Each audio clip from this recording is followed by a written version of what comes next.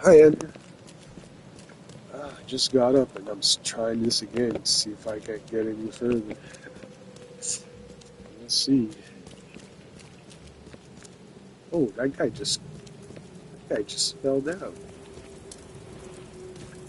The hell? That guy just fell down. The, uh, yeah.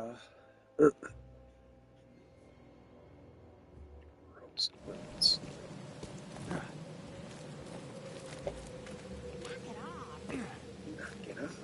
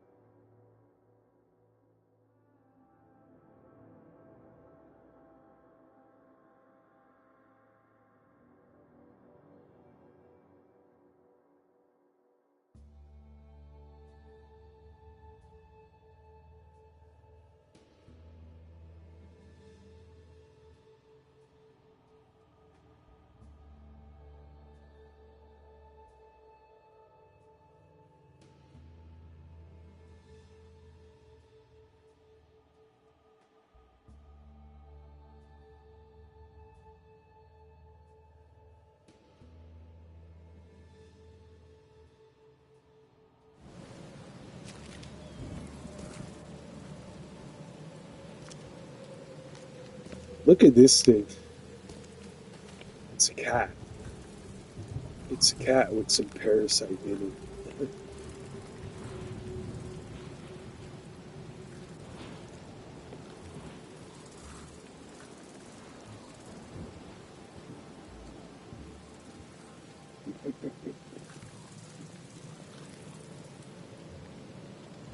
Poor cat.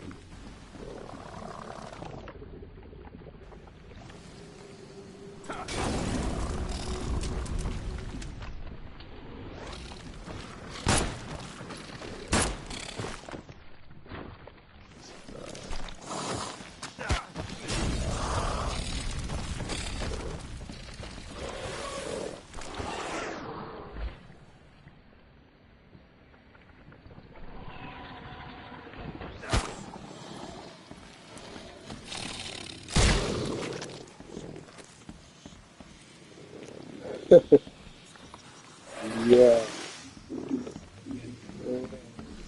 I don't know if there's anything worth my time in here, but I'm gonna check it out anyway. Oh, oh.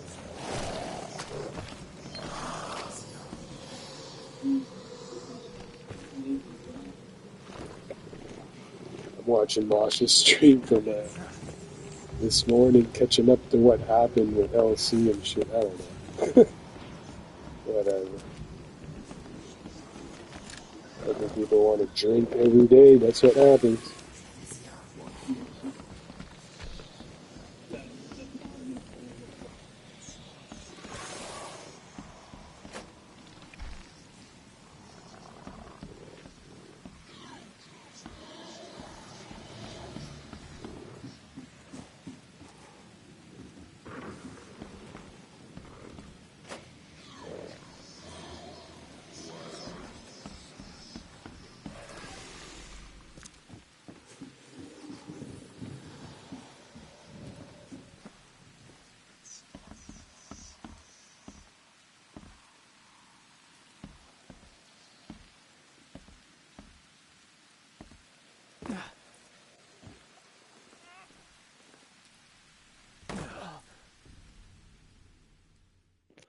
Oh, I guess I wasn't supposed to walk on that ledge, huh?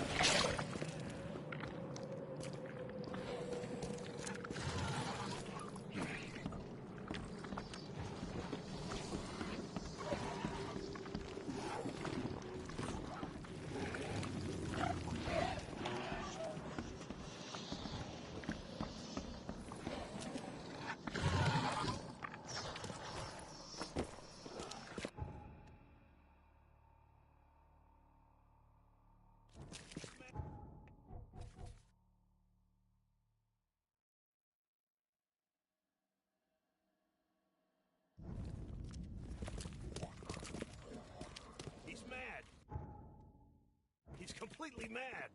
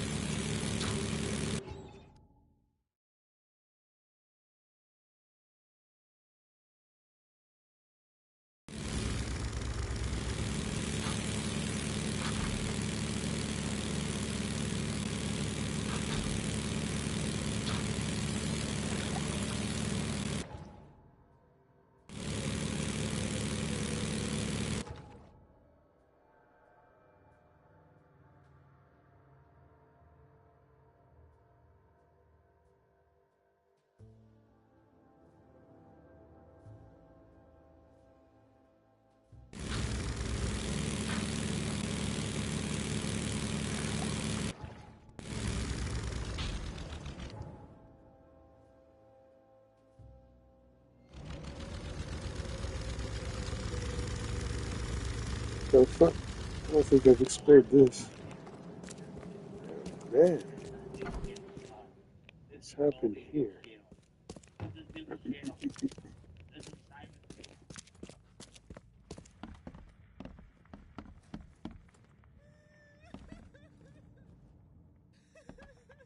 I'm not in the mood for chit-chat, Mr. Reed.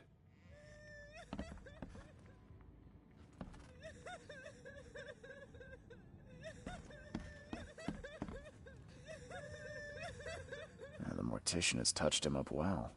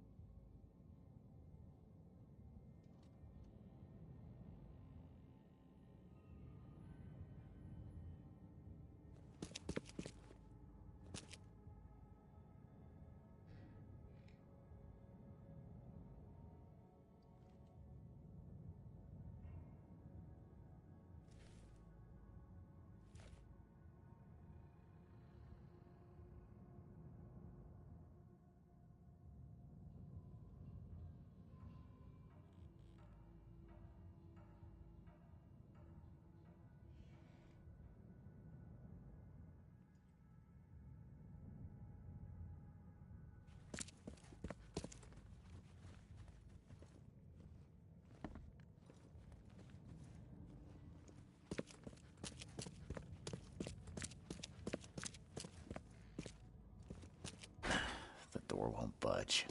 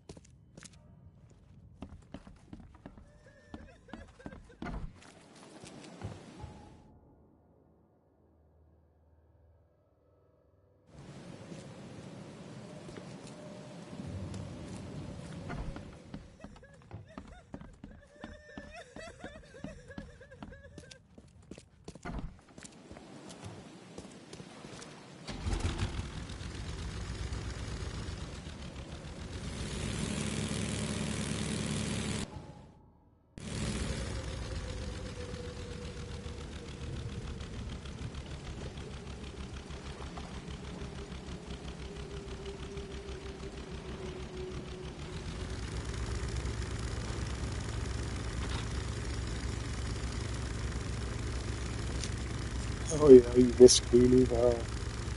She's always live anyway.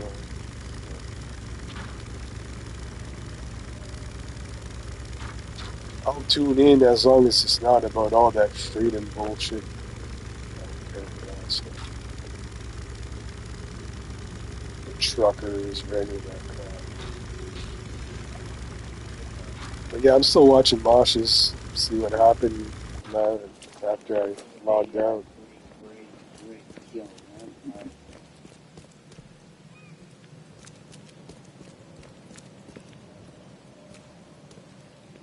I wonder if Smosh is going live soon. I don't know. He been up like for 2 days. I don't know how he fucking functions like that.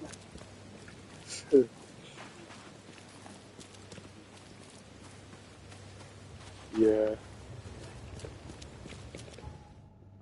I'm just not into pushing any agendas, so, I mean, whatever people are on about, I mean, that's on them. I believe in do what thou will. So, it's like... Yeah, I did watch Dave's stream. Well, I was live when they were on. Same with Dave, I mean, I don't know, man. I woke up this morning and I seen that his stream was deleted, so they must have said some terrible shit for him to delete that shit. And at the same time, I don't blame them. I mean, there's stuff that's just uncalled for. I mean, if people want to go there. I mean, it's their fault if they choose to go there. I mean, eye of the beholder. Did he get formed on? Yeah, that's fucking ridiculous. See, that's where I would draw the line. Like, I don't care who you are, where you're coming from. You're not coming in my chat ever, or my panel. Not that I do panels. I would never. I don't have time for that crap. But I mean, if I would run a panel, there would not be any trolls in there. That would give them the time or the chance to do any of that. So I mean, they sit there and they try to dictate how to run a YouTube channel, but yet they don't even know how it runs themselves. You know, they blame the porn bombers, but they're more at blame for letting them on anyway. Like, should know different. Yeah, well, that's another mistake they do. Is they'll fucking they run a panel and then they walk away from the cam. I seen that happen last night on Mosh's that Eminem channel a couple times. Mosh got up, and as soon as he was up, they were talking fucking weird shit. Like, and I'm not just saying that to just belittle people, but I mean, people choose to go there. I mean, you're going there. I mean, it's fucking despicable behavior, in my opinion. I wouldn't want to be friends with people like that. I mean, I watch channels and shit, but if in real life, I don't think I would want to be friends with any of these people. Dave's a good guy, though. Yeah, Dave. For sure, Dave. Like, man, one time I think he was on Mosh's stream or whatever. And I don't know, we got onto the subject about music, and then he got up and he pulled out a stack of vinyl records. And, and I was like, dude, and he was doing that to show me, like, you know what I mean? He's like, here, as well, like, look at this, I got these records. I was like so enthused by that, because I'm a record collector. I love records. So, and he's like into the old kind of music that I'm into, so it's like, I totally get Dave. He's the kind of guy, I could talk to him in real life and be really chill, but as soon as it gets on that freedom fighter bullshit and the fucking the trying to dictate people how people should live their lives, to me, I have no time for that.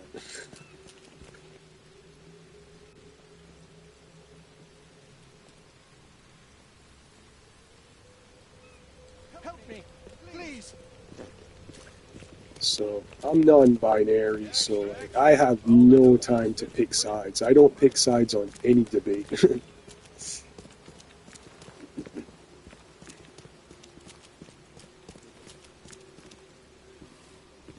What's your problem? Yeah, well, I mean, yeah, whatever. To me, that's just, I'll never get it. I'll never be part of it. It's just not for me.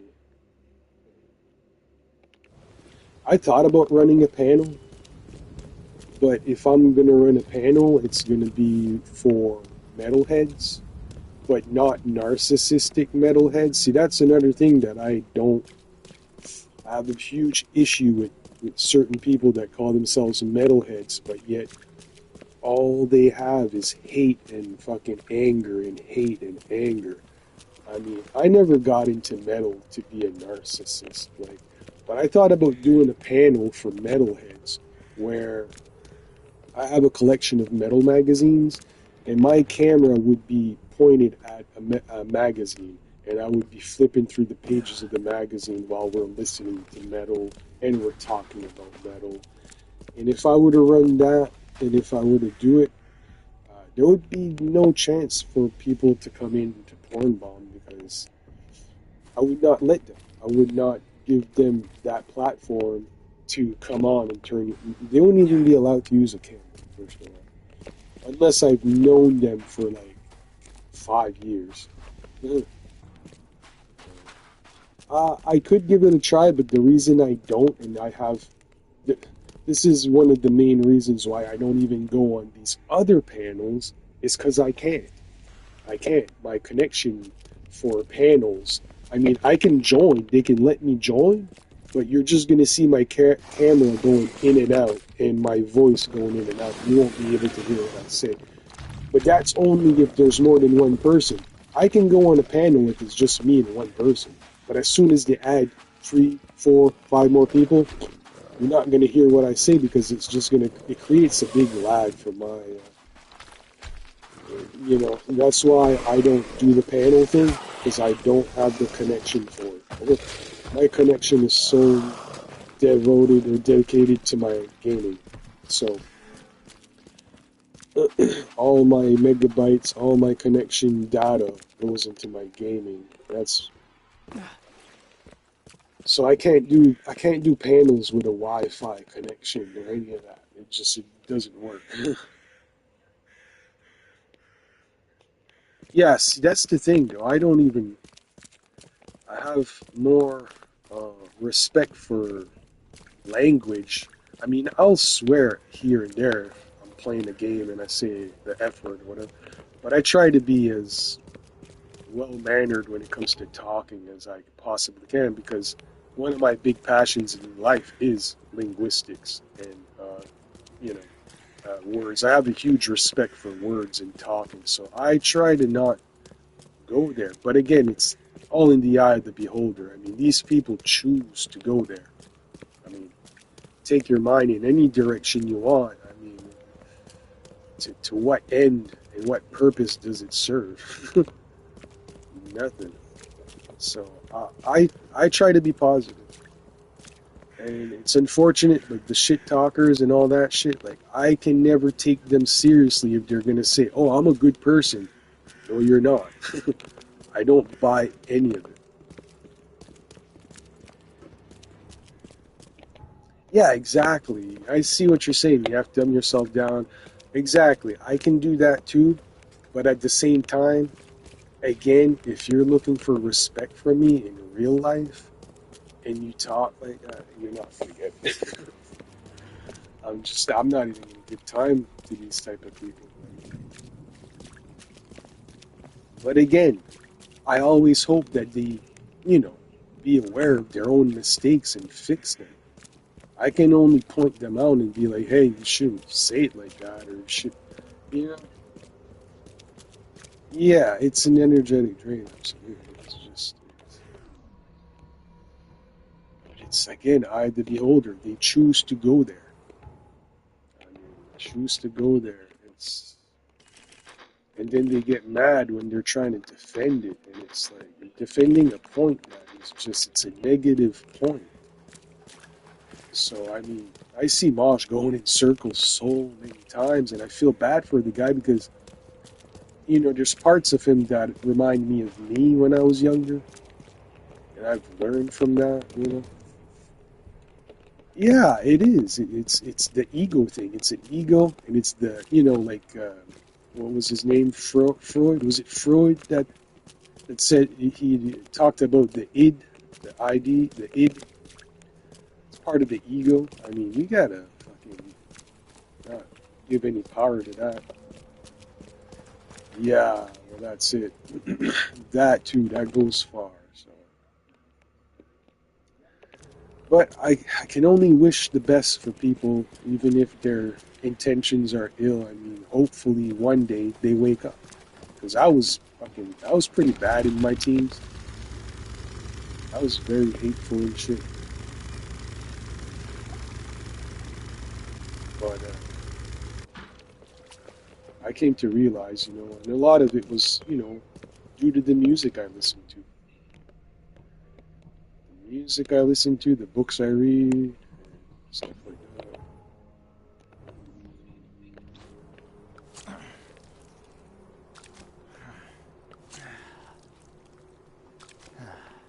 See, I had an experience in my life that I always bring it up. And every time I bring it up, and I know that people are not going to understand my story because they did not live it. But when I was a teenager, and I'm talking like my mid-teens, I was 14, or I was 13, 14, and I was expelled from school, and I ended up being put into a group home. Um, my counselor, who's not alive anymore, rest in peace, his name was Mike Carroll, and he was a cool dude. He was like little chubby, and he had a beard, and he always smiled, and he was like, you know, he was a role model for me. Uh, Even in my rebellious stage when I was such a rebel at that age, I did not want to listen to authority or anything. And I was heavy into Slayer, the same band that Mosh fucking was crazy for, okay? I was big into Slayer. And in the group home, we were not allowed to have anything like that. Like, metal was forbidden in the group home. Even though the group home had a library of cassettes that they ordered from Columbia House. And in that library, there was the whole Led Zeppelin, discography was all there.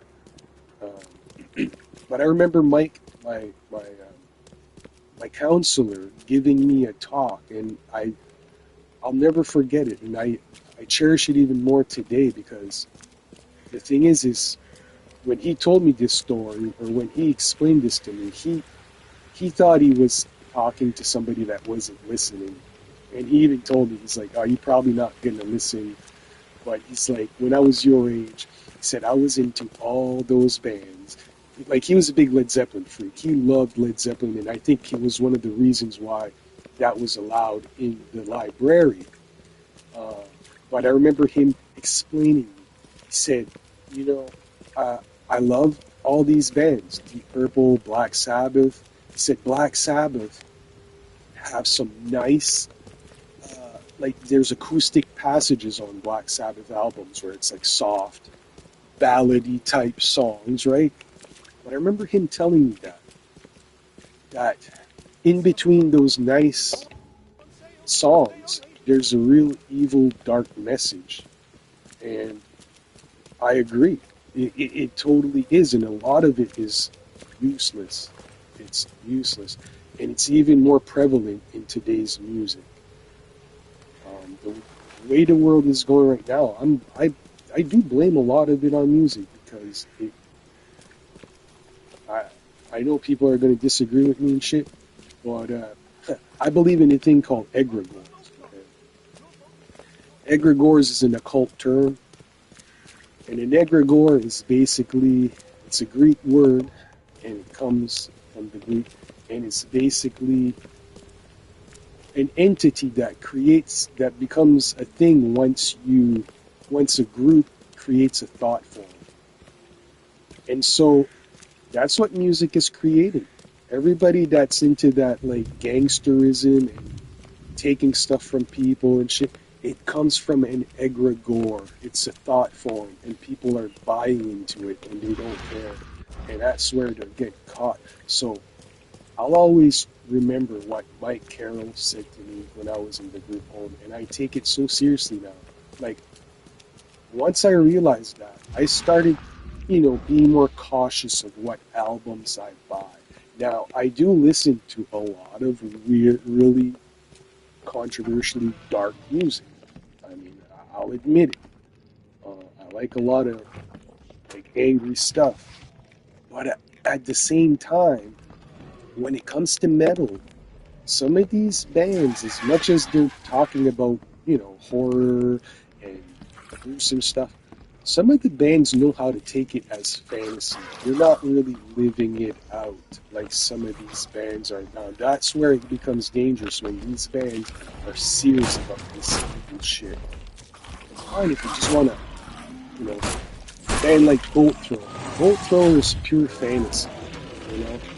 Their song text and all that is pretty gruesome. You know, some of it's a bit H.P. Lovecraft influenced even. But they know how to draw the line. Yeah, and War. War was another one. They were purely fantasy. And, you know, have fun with it. Don't be serious. Like, I went to a band, one of the most serious satanic bands ever called Watain. I went to one of their shows for free because I met the promoter. And he was like, hey, this band is playing, I'm hosting this band, and they've been collecting roadkill on the way to the show, and this and shit. And I'm like, okay, let me go see this. And I go to this band, and everybody that paid to go see that shit were all idiots. I actually had some of them kicked out of the show because they were acting like idiots. And I will not stand for it. Like, they're smashing their beer bottles over their heads and they're throwing it at the stage and shit. I grab those guys and I fucking give them to the bouncers so they can throw them out. I won't put up with that shit. So, I mean, people want to go there. It's their choice. There's going to be consequences, what I'm saying. Whether it's me or somebody else enforcing these consequences, it just shouldn't go there. For what purpose and to what end? So I just say be good to people. This. Okay. I don't know what I'm doing here, but there's something in there that I need to find. Ethan will fix it. Yeah. Well, I learned the hard way. I was stubborn like Mosh was. I was stubborn like my friend Doom was. Back when I was their age, and it came full circle to me where I realized, what's the point of all that? Oh, what's this guy doing going in here? Whoa, you think me? Dude, shoot. Help me, please. Ah, I told you not to go in there. Get out of there. I'll even open the door for you. Oh, shit. Run, people, run! Police ain't doing shit for those things. They're like, whatever. They don't care. Yeah, this is the place on Lombard Street. I need to be prepared to go in there. I'm just not ready. I don't have any explosives. Oh, I have one now. Okay, let's see if I can blow up that thing.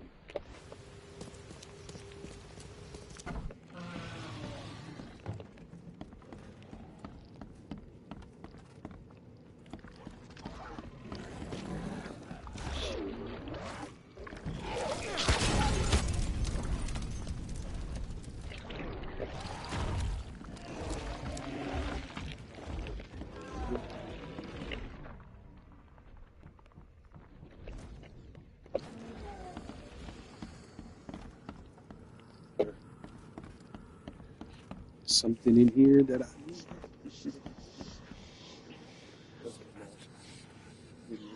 Done, I found. Yes, flames, I need to outdo it. Yeah, well, that's the thing, eh? I mean, how else are you gonna deal with these demons? I mean, just blow them up and burn them. Bullets are not gonna do it.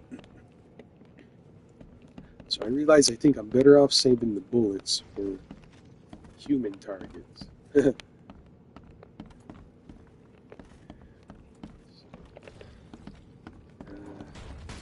Doesn't seem to be much here. I have not seen anything. Oh, ooh, you surprised me. Are you back home? Your house is haunted. Just thought you'd like to know.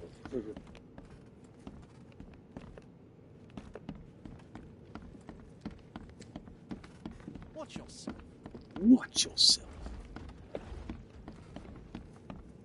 Who done it? Watch yourself.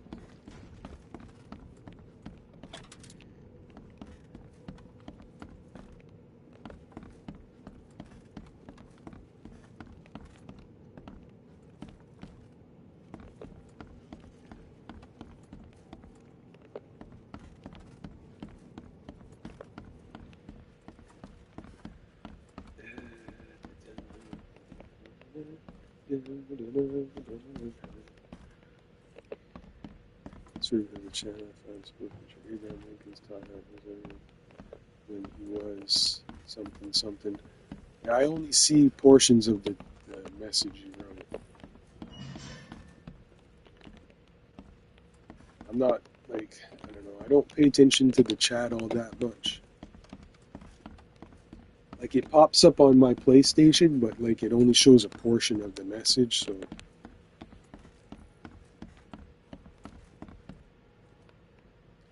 But yeah, I'm not really into politics at all. Which is weird, because I was a Freemason for 7 years, and it wasn't because of the politics that I was interested in it.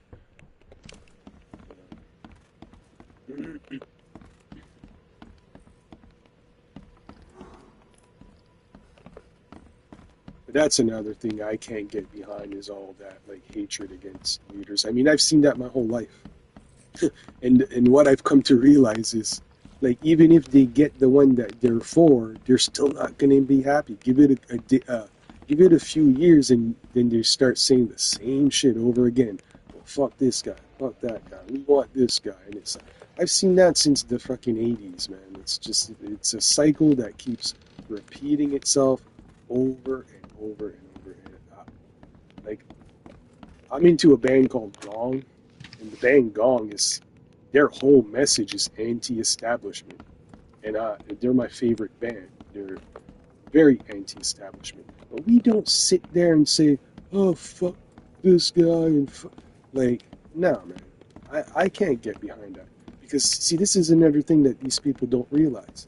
They complain the world's messed up, but then they sit there on social media blatantly displaying this hatred towards these leaders that have all the power to fuck us over. And then they wonder why it's fucked. And then they cry for freedom. And they cry for this and that. And it's like, no, that's just not how it fucking works. It's counterproductive. It's very counterproductive against the human race. And I mean, the thing about freedom is found within. You can't sell freedom to people. You can't say, go freedom, because, and then after that, you're like, oh, well, I hate trans people and I don't want trans people to be, or whatever. That's not freedom. You're not selling freedom if you're shutting out other people that you don't agree with. Like, holy crap, man. When will the hypocrisy just stop? It's so bad right now, too, with social media. It's a disease. It's contagious, you know. So, I mean, this is one of the reasons why I watch these and follow these things, because it kind of gives me a perspective of what's out there and what to avoid, what kind of behaviors, what kind of phrases to avoid, you know? Exactly. Concern themselves with stuff that doesn't concern them in the long run. Yeah, it really doesn't. Like, okay, an example like that. Like, I heard somebody say recently, okay, that the president was saying, you know, you see it in the media, oh, he did this, or or they have this much money, and then people bitch about it, but then they don't know. You don't know what the, like, and even if, see, this is the thing, even if the president were to do a good thing, which I'm sure he does plenty of good things, I'm not knocking that at all, but the thing is even if they were to do good things, those people are still going to sit there and say, oh, well, no, that wasn't good at all, blah, blah, blah. And it's like, you can't please these people. These people are just, dissatisfied with their entire lives. Okay, here's the letter I was looking for. This is what I was looking for. Okay, so the question marks for the dates. We don't know what date this was written. Yeah, money. This is one of the things about the band I listen to, Gong. They have a song called Money Doesn't Make It. Money doesn't make it. Money doesn't go round. Just makes the world go down, down, down. Money doesn't make it. you know, and all the good movements, like, are just, I don't know, people don't even pay attention to the good movements. Instead, they want to go yell in the streets in these fucking, what do they call them there? These protests and shit. That's another thing. That's shit's dangerous. People don't realize, like, yeah, you want to have a loud voice, you want to voice your opinion, but man, you don't realize that, like that MCF dude there, when he goes out, films people doing protests and shit. Man, he's lucky he doesn't get knocked out. He's lucky. Because he's playing with some shit there that I wouldn't go there with a fucking phone in my hand filming people. Fuck that shit. Go have at it and fucking get fucked. Like, I'll never have respect for that. And what it all boils down to is that they take everything for granted. I don't take anything for granted. I don't have anything. I'm not like rich or any of that shit. I'm not a materialistic person. I'm very minimalistic in certain aspects. I mean, I've downsized a lot of my crap that I was latching on to. Yeah, protests have always been silly. There's no point to it. And then they don't realize what egregores they're creating with that.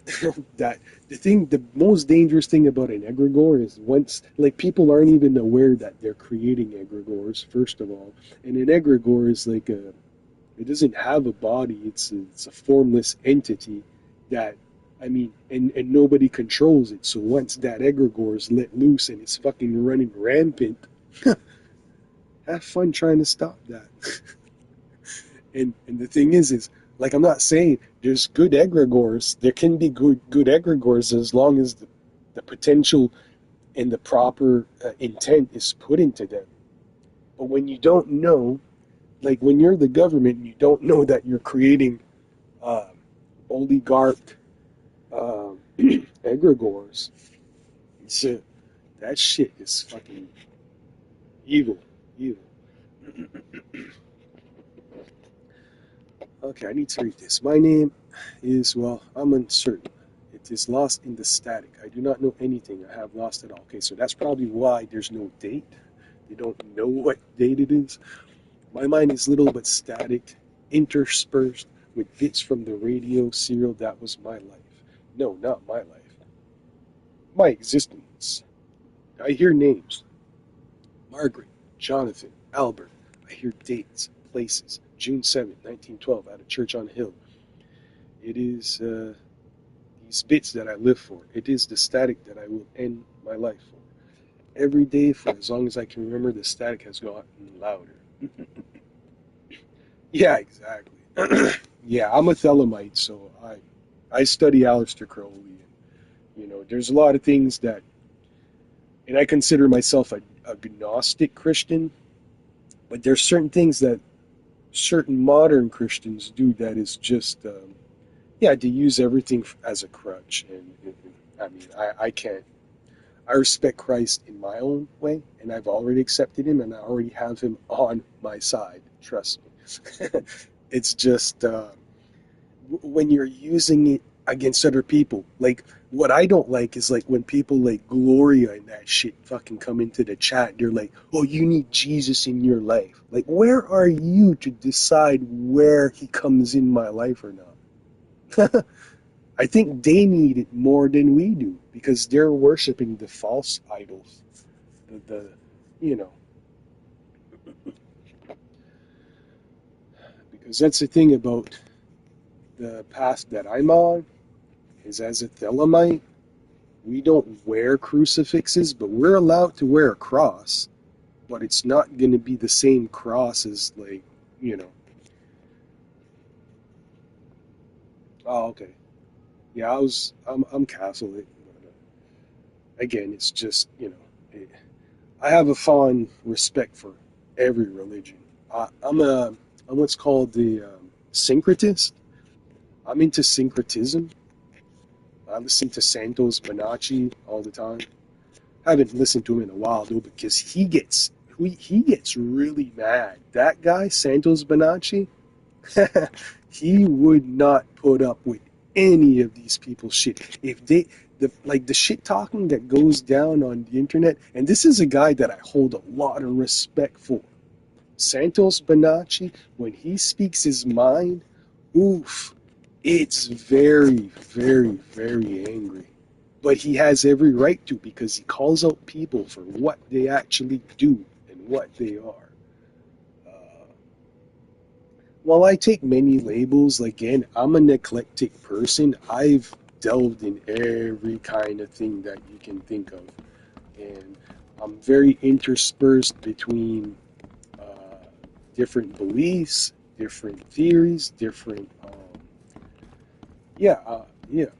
Yeah, same here. I've been doing syncretism. I didn't know what it was called, but I used to, like, when I would get involved in this discussion about difference of religions and shit, I always used to say to people, they all come from the same thing, and they all explain the same thing. Osiris, Jesus, Mohammed, whatever. It's all the same fucking shit. Um, you know? And I used to say it like that back then, not knowing that I was practicing syncretism before I even knew what it was called. Now, when I discovered Santos Bonacci, it made it more clear to me what it was. But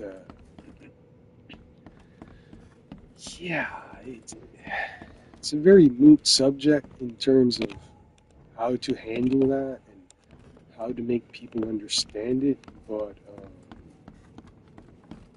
yeah, it's all connected. There's no difference. There is really no difference. Oh, watch yourself. I need to get out of this house.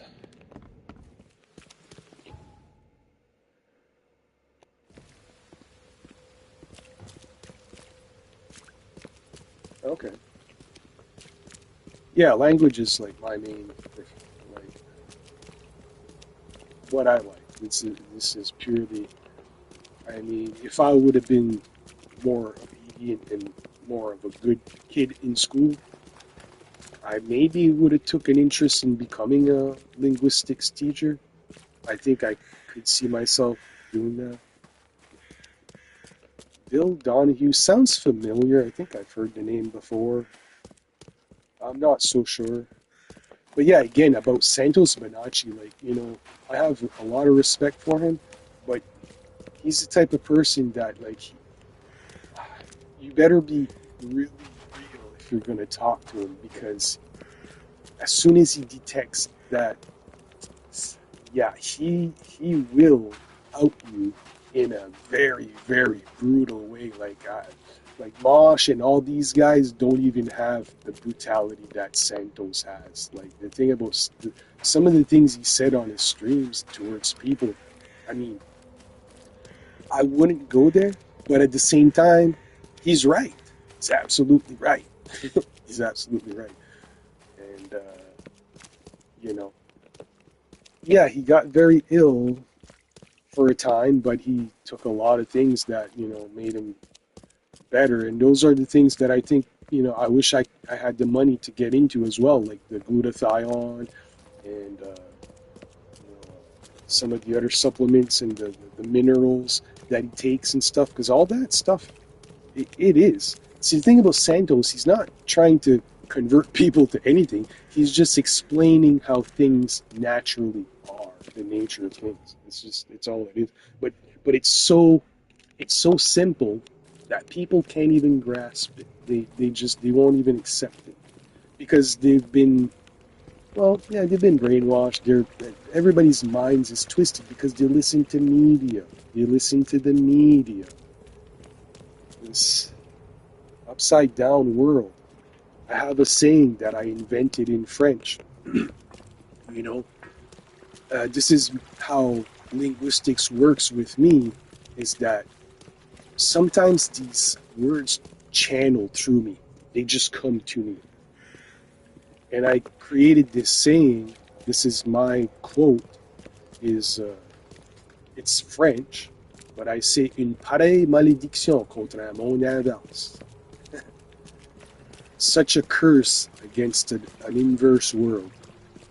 It's happening. It's just, and people gotta wisen up and just, master yourself. The mastery of life takes forever, but everybody's just so concerned with doing the bad and being a badass. Yeah, it's all a front. They're all putting up a front of like, oh, I'm this and I'm that. And it's like, no, not really. Just be good. That's all you need to do. There is no bond that can unite the divided but love. All else is a curse.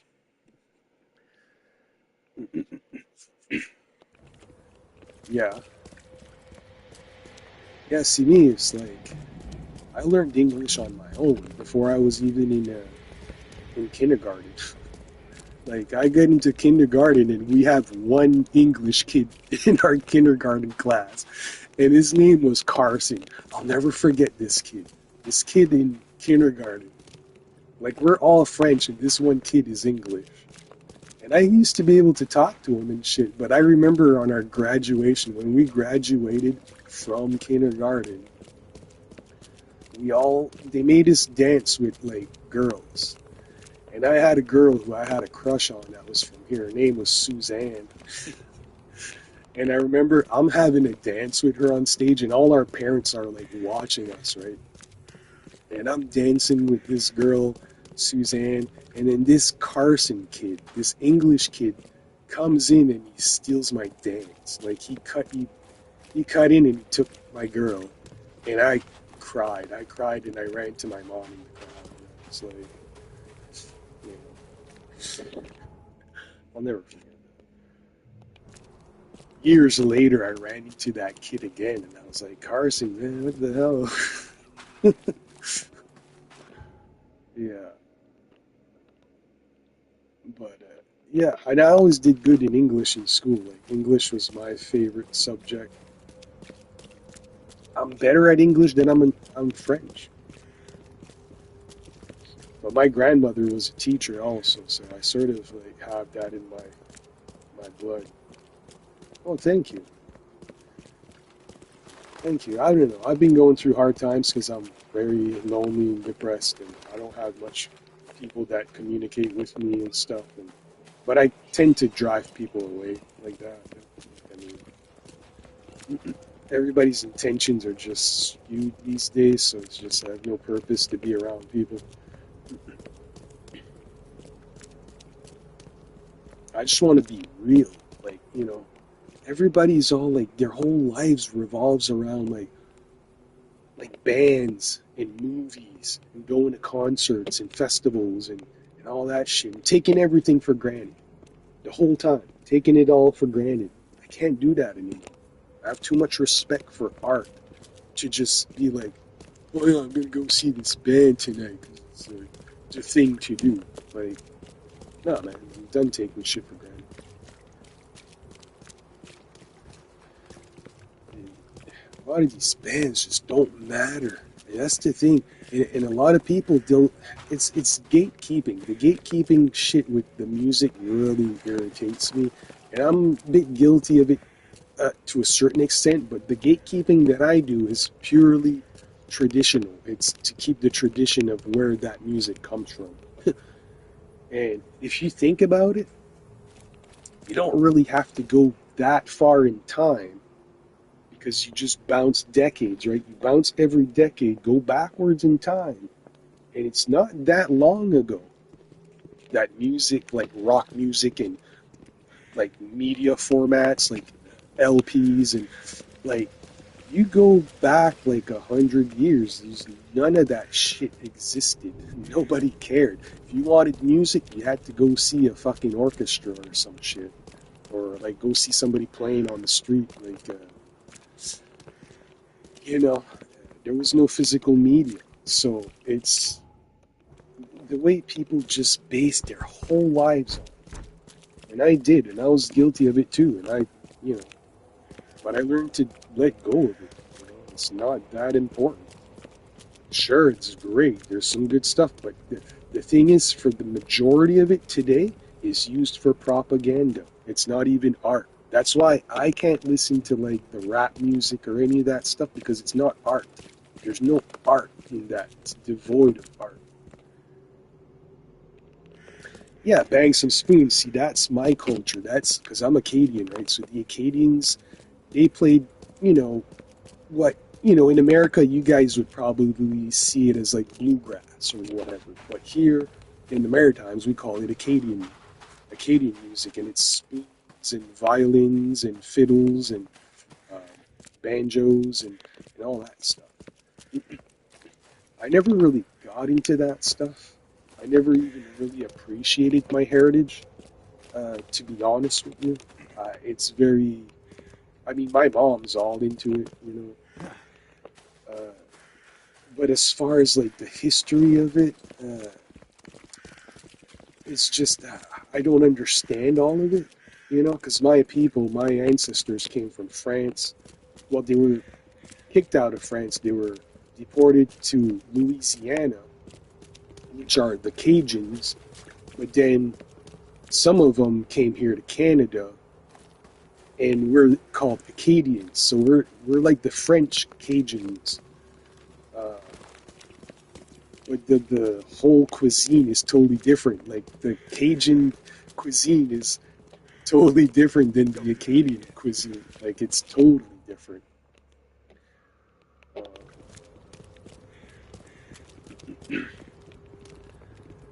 some of the words though are similar. That's what I find interesting when I see the Louisiana Cajun people. I can recognize that. Yeah, those are my ancestors, and I'm related to them long distance. Simple folk. All right, so I did get the one here, which is okay. So what's this one? After the vision, I shake in fear at the sound. Same here. I love to learn, but I don't know if you ever heard the word, and this is a word that I learned from Santos Bonacci, is I figured out that I'm autodidactic.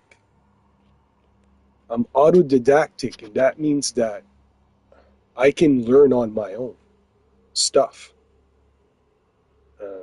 And that's one of the reasons I never did good in school because I was ADD and I had a deficiency, and it was due to too many people. I have a belief that one teacher can't teach a whole class. They can't reach every individual. Some of them are going to miss parts.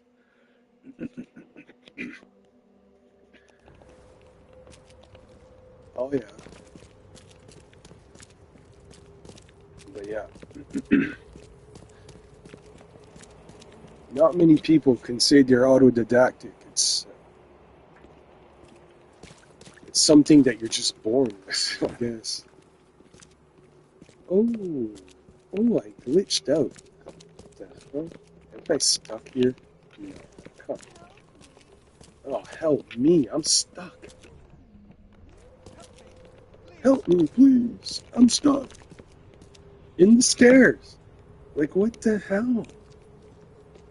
Oh, well, I can see what's beyond. What's beyond.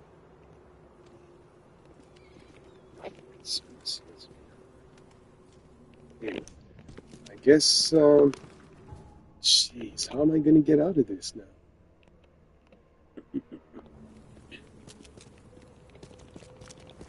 Yeah. I was just there. I was a boy in a bubble most of my life, especially in school. Like, it's like I had an invisible bubble around me. I was always in my own little world, so it's just the way I was. Played a lot of little games on my school desk, just like with pencils and stuff, just like not paying attention and just fiddling with my hands and my pencil or something like that. Well, it seems like there's no way out, and I'm gonna have to restart. Oh shit. Well, maybe if I make a cop kill me. Okay. Come here, you pig. God damn it. Oh, here's another one right there. Come on. Come shoot me. Come shoot me. Let's go. Yeah, give it. Right in the head. Come on. Oh, he's bad aim. Am I that glitched that he can't even hit me? Is that what's going on? Yeah, this is... Oh, there, he hit me. He hit me. Come on, hit me again. Hit me again. Reload your gun. Oh, yeah, you almost shot that fucking... that booze hound. Oh, he's such a pain, this guy. I'm gonna shoot him in the foot. I don't want to kill him. I want him to kill me. Oh, dude. Come closer. Why is he so... Help me, please. Shoot him in the knee.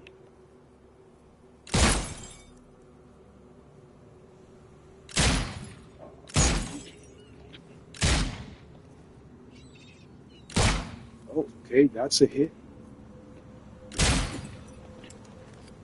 Come on. In my misery, being stuck in these stairs.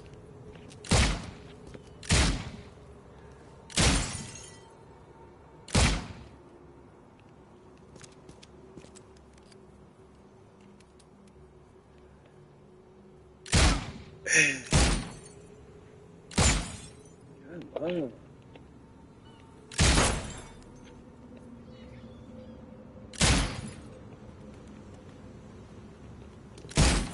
Do it.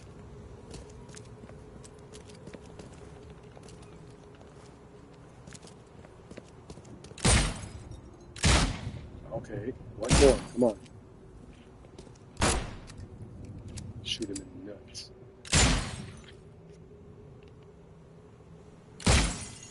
Come on.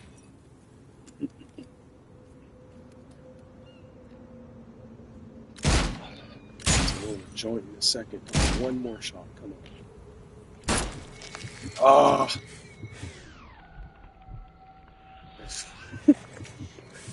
I should not have shot him.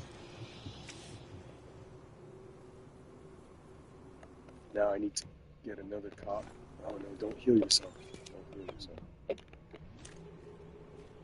Look at this one gliding, just sideways. That's a glitch. You giggling?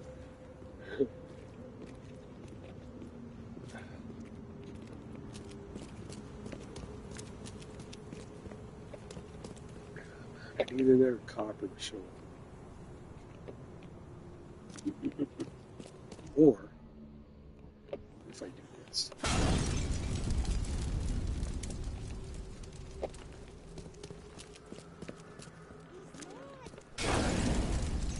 That's not even hurting me.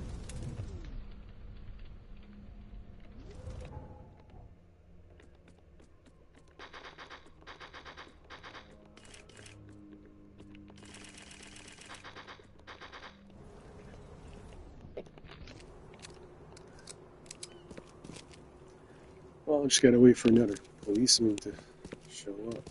Jesus. Yeah, this is garbage. Why did they...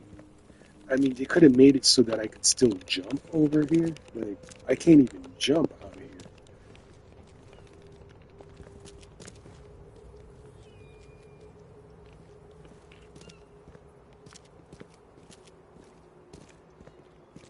Come on. Where are you, little, pretty little policeman? Where are you, pretty little policeman?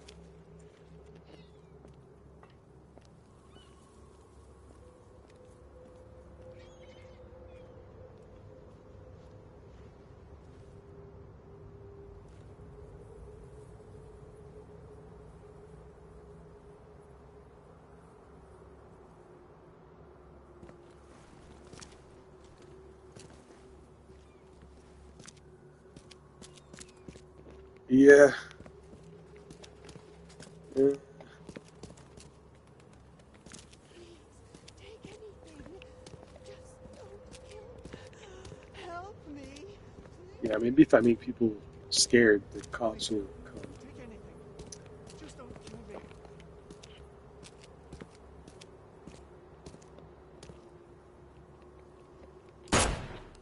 I shoot. Please. Yeah, I don't want to reset the game because that closes the stream and then I have to start over. So just gotta wait for a policeman to show up, I guess. Help me. Please. Yeah.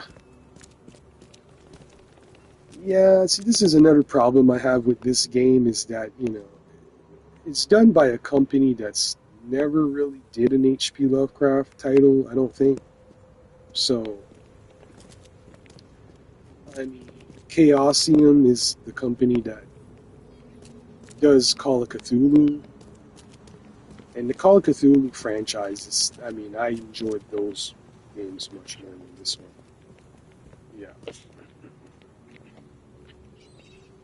Unfortunately.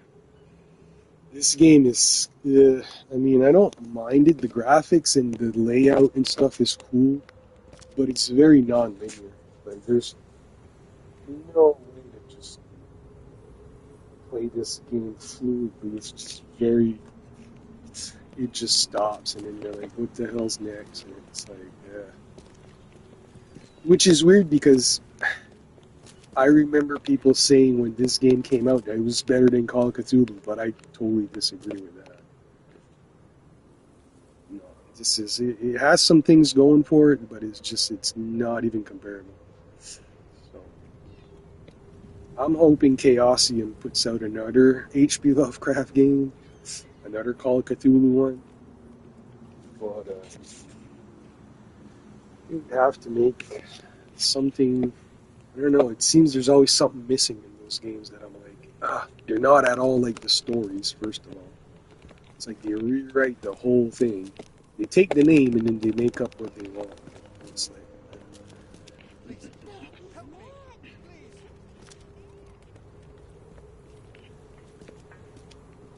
Please. where are you, pretty little policeman at?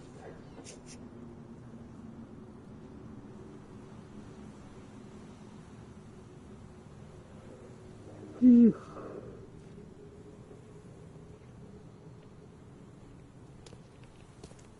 Well, No. I just need one cop to show up here and I get him to kill me. I should be good once that occurs, but it's taking awful time.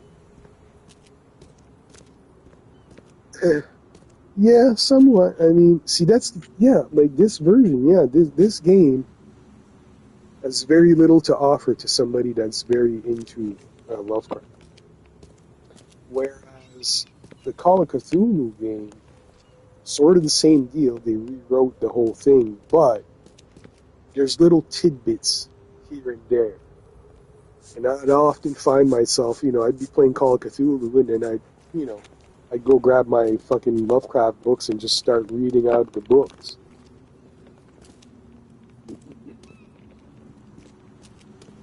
But the whole Call of Cthulhu, like there's movies, like very cheaply made movies that were made with that title. Same deal with the movies. They're not even close to what the story says. But for once, I'd like to see somebody Call of Cthulhu as more accurate to the story as possible. Let's see the little figurine that he finds, and and those those cultists that he finds in the swamp that are like, I can't remember. You're like, you don't belong in that swamp. Like it's like voodoo practitioners in a swamp or some shit. Like I don't know. Call of Cthulhu's not a long story. It's like 5-6 pages or something, but whatever.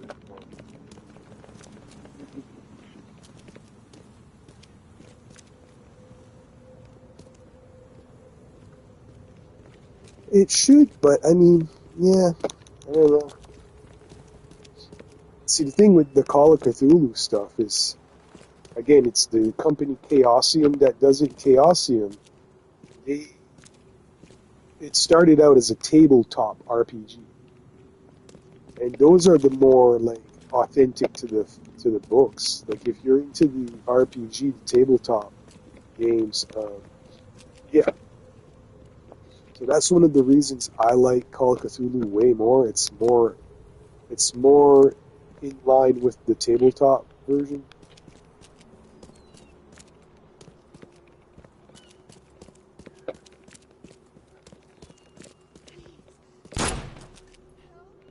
It's the mooring. There should be a policeman doing around somewhere. No, please, no. Don't be mad. He's completely mad. That's a cop right there. Oh, come on, you're going the wrong way, policeman. My bullets don't reach that far? What?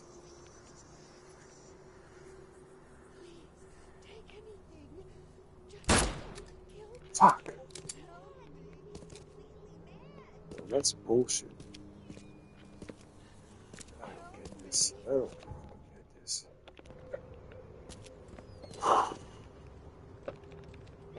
Why? Yeah. Hey, Brussels sprouts are good. I love that stuff. Anything that's green it's good. I don't care what people say. That's another thing that I'm really, I appreciate a lot about Santos Bonacci is that, I wish I could be more like him with the way he eats, because he's right on a lot of things he says about meat eaters. It's like all these people eating meat, and I mean, I eat meat too. I'm guilty of it, but honestly, I can admit that some meats, I mean, even if I eat them, they don't make my gut feel good at all. It fucking hurts my gut, to be honest. So there's a lot of other things too that come with that. But like, I like the way Santos says it, because one time in one of his videos, he was like, a lot of the diseases we have come from eating meat, like piles and hemorrhoids and asthma. Asthma comes from eating meat.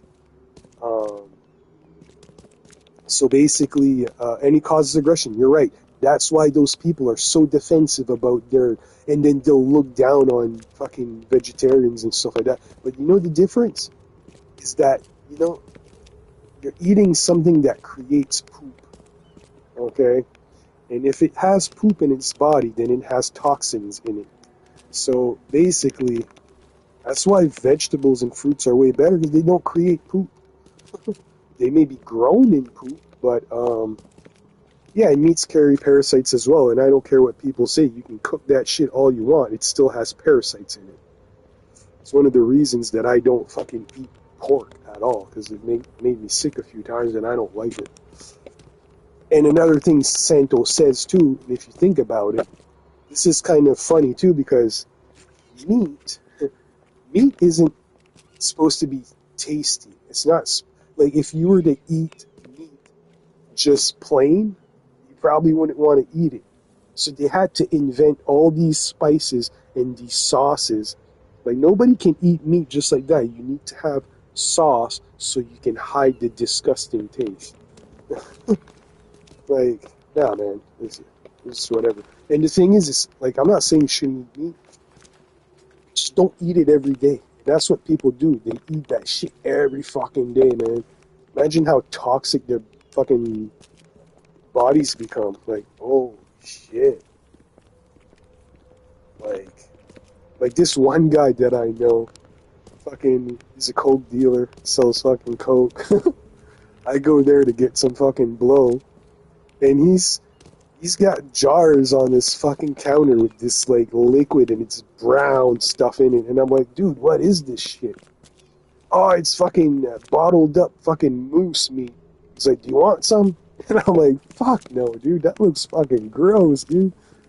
It's like fucking bottled up moose meat, and then you know he, one of his buddies that hunts that shit for him was there one day, and I go there to pick up some stuff, and he's like, oh, he's like, this guy doesn't eat meat, or he says it's not good to eat meat, and so he starts asking his buddy that hunts, because his buddy that hunts is the guy that also fucking butchers the animals and shit, right? And they're both sitting on couches with these big meat guts. They got fucking. They look like they're pregnant. They look like they're fucking pregnant. I'm not joking. This guy has a big ass fucking meat gut, and and I'm trying to tell them that yeah, meat's fucking not good for you, man. It's like look, like, and that's the funny thing. Like these meat eaters they'll say vegetarians don't look healthy. Well, excuse me, but we're not the ones walking around with a giant fucking meat gut. Like, you look like you're fucking pregnant. uh, but yeah, and then the worst is like, it gives you body odor too, because you get the meat sweats. It gives you the fucking meat sweats. So you get body odor from eating meat, which is like the worst. I don't know. Ever seen the movie Idiocracy or something? No, I don't know. No, when it comes to movies about fucking like, ah, there's a movie that I tried to watch. I'm a big fan of surrealism. I'm into the surrealistic movement when it comes to movies. I'm more into surrealism than anything else. And there's a surrealistic film called Delicatessen. Delicatessen. I tried watching that movie. It made me sick. I had to turn that shit off. I was like, no, I can't. I just couldn't. Um, but the thief, the cook, his wife, and her lover, that movie's good. I like that movie. The thief, the cook, his wife, and her lover. That fucking movie's fucked. Like this guy, fucking, he's such a womanizer, and in the end, like, fucking, his wife sleeps with the thief or something, and then he gets the guy killed, but then she makes her her man eat the guy. Like she makes him eat him. Oh, that fucking movie! Like I love that movie. That movie's so demented, but so good. All right, here's Cop. Finish me off, buddy.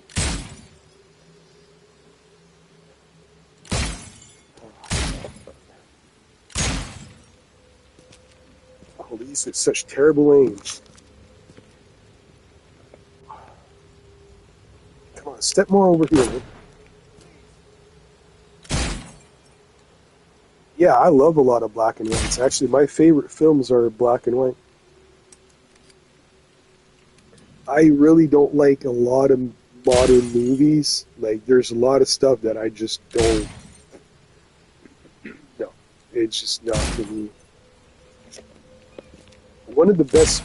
Like, I'll catch some new movies every now and then that I'll be like, that's an amazing movie. Like the other day, I watched one on Netflix that it's been out for a while, but I had no idea about it. Based on a true story about these guys that they built they built a platform island in international waters. They tried to like make it for like freedom, right? And then the government just bombed it with the navy or whatever. They had the navy go there and just fucking bomb that island. That movie was mind blowing, and the soundtrack. I've never seen a movie with such an amazing soundtrack to the like all the songs in that movie were amazing. It had the Shocking Blue "Send Me a Postcard" song. The whole song is in the movie. Like there's one sequence where they play the whole song, and I'm like, this is fucking amazing. And then there's like a bunch of Spanish like '70s, bunch of '60s and '70s Spanish music. Like I love that stuff. So I seen that. It's called Rose Island. I watched that recently. I was mind blown by that movie. I was like, I'm gonna have to watch it again.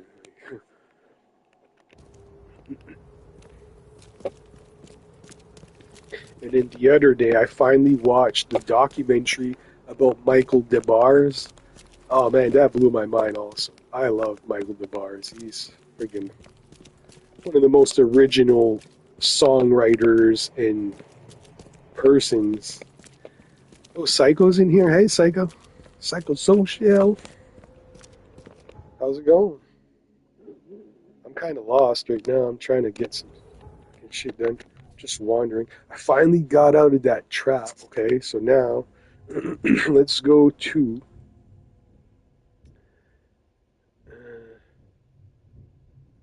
After this vision, I for the sounds of child's cry happened. It happened in Western Reed Heights. Okay, Western Reed Heights is here. I'm right on the edge of it. So let's see. What's the streets again? Washington Street.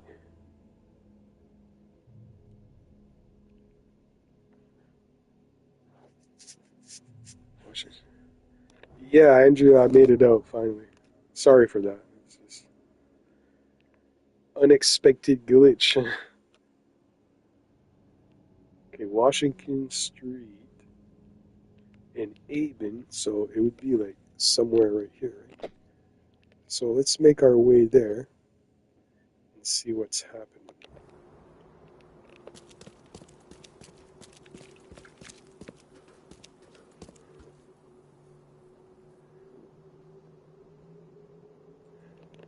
Whew.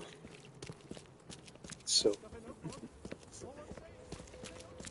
yeah, thanks for chilling out with me, Andrew. It's cool. You know, I feel like a kinship with you because it's, you know, you're actually engaging in my chat and stuff, and there's, you know, a lot of things that I've been wanting to get off my mind. And I mean, I could make a video or go live and just not have a panel, just speak my mind. But for some reason, I'm a magnet for a lot of fucking trolls and just despicable type of people. I get attacked on a daily on my video games when I'm playing online, mainly because my profile name, my gamer tag is IsisRaw777 because my name is Israel. The word Israel, it's two Egyptian gods and a Hebrew god. It's Isis, Ra, and Elohim. So people just they see that and go, oh, you work for ISIS? Yeah, really. Like these people are so dumb. Those are the people that, you know, they believe media. They listen to the media. A friend of mine who's a drummer in a very well-known band named his daughter Isis like 2 years ago or something. And it's like, I totally respect him for that, dude. Because it's like, you know, ISIS, if you ask any historian what that word means, he'll tell you it was an Egyptian deity. You have a son named Isaiah? Cool. Yeah, so like, today's generation, if they get triggered by the word ISIS, it's on them. I mean, you shouldn't even calling the terrorist group that. And second of all, see, I've seen all kinds of terrorist groups, you know? There was fucking, back in the 80s, the fucking Iranians and shit, and, you know, Hezbollah, and fucking, you know, it's gonna have a name. It's always gonna have a name. But the whole ISIS thing is a misappropriation. And the media is guilty of it. They misappropriated a fucking name. It's not supposed to be pronounced ISIS. It's Islamic State. Or if you don't want to say it that way, call them Daesh. Because that's what they are. But no, people listen to the media and then they attack people. That's why I really respect my friend Carter, drummer from Orchid. He named his daughter Isis, you know? And I would totally defend him and his daughter if anybody tried to go attack them. Because he's just a person, and it's a name that got misappropriated by media, and people bought into it. they make documentaries out of it. Yeah, it is. It is. And it's like, know the difference. See, that's where it shows what people know and how much of history they've studied. The ones, it's only a certain generation. The last decade generation, they have no understanding of words and the etymology, because it is etymology. Another thing that's a passion of mine is I'm very much an etymologist. I will I will break down a word to its origin every time, because all words have an etymology. They come from something. And the big problem is too is that there's people usurping names, okay? These groups, these terrorists and stuff, and it's not just Islam, it's not just, like, for example, I was a Freemason, like I've said before. I had the chance to join the Knights Templars. I am part of a Templar organization that's not attached to Masonry, but I'm part of the OTO, and I am a Templar. But there is, people can take symbols, people can take a name. Doesn't mean that they actually are, but it's giving the real people a bad rap. So, like, you have, like, these people in Mexico, the cartels, the drug dealer cartels. A couple of years ago, there's a group of cartels that came out as Knights Templars. These cartels call themselves the Knights Templars. They're not associated with a real Templar organization at all. And the fact that they just decided, oh, well, we're going to take that, we're going to steal the word, because, you know, it's a lot in what people talk about and stuff. You see it in the movies, and you know, the treasure hunting movies like Uncharted and all this stuff talk about that stuff. So now people see, oh, okay, well, we're going to use that because, but then it's giving the real people bad rap. Like, and people, like, that's why, like, I always tell people, I can debunk everything about Freemasonry that people have against it in 5 minutes. I can spiel it out in 5 minutes why people have this hate towards Freemasonry. And it's because of the criminal organizations that steal our symbols, steal our names, and they create these fake websites, and they charge people $500 for a certificate, say that they dipped in fucking tea or some shit, you know, to make it look like an old parchment or whatever. And it's totally fraudulent. It's absolutely fraudulent. And people get sucked into it. And it's like, the whole thing is a front. It's used as an illegal operation. So, I mean, there's still good orders out there. There's still people that are in it for the good. It's just there's a lot of bad out there. People that, and it's all it is. It's that, you know, you have to realize that everything out there, no matter what it is, doesn't have to be Freemasonry. It can be anything. Criminal organization can decide, hey, we're going to steal that symbol and we're going to use it. Yeah, it is syncretic. Absolutely. Absolutely. I went into my lodge with my Bhagavad Gita. You know, I did not swear upon the Bible. So, for personal reasons. But I miss my lodge. I miss being part of that and all that. And I never seen any bad. I always seen just people that are doing good, networking together, and yeah. But it's I've thought about making videos to debunk all that stuff, but again, I don't, because I mean, I know the repercussions and what kind of trolls it will bring. So I mean, but yeah, I could go at length on a lot of these subjects.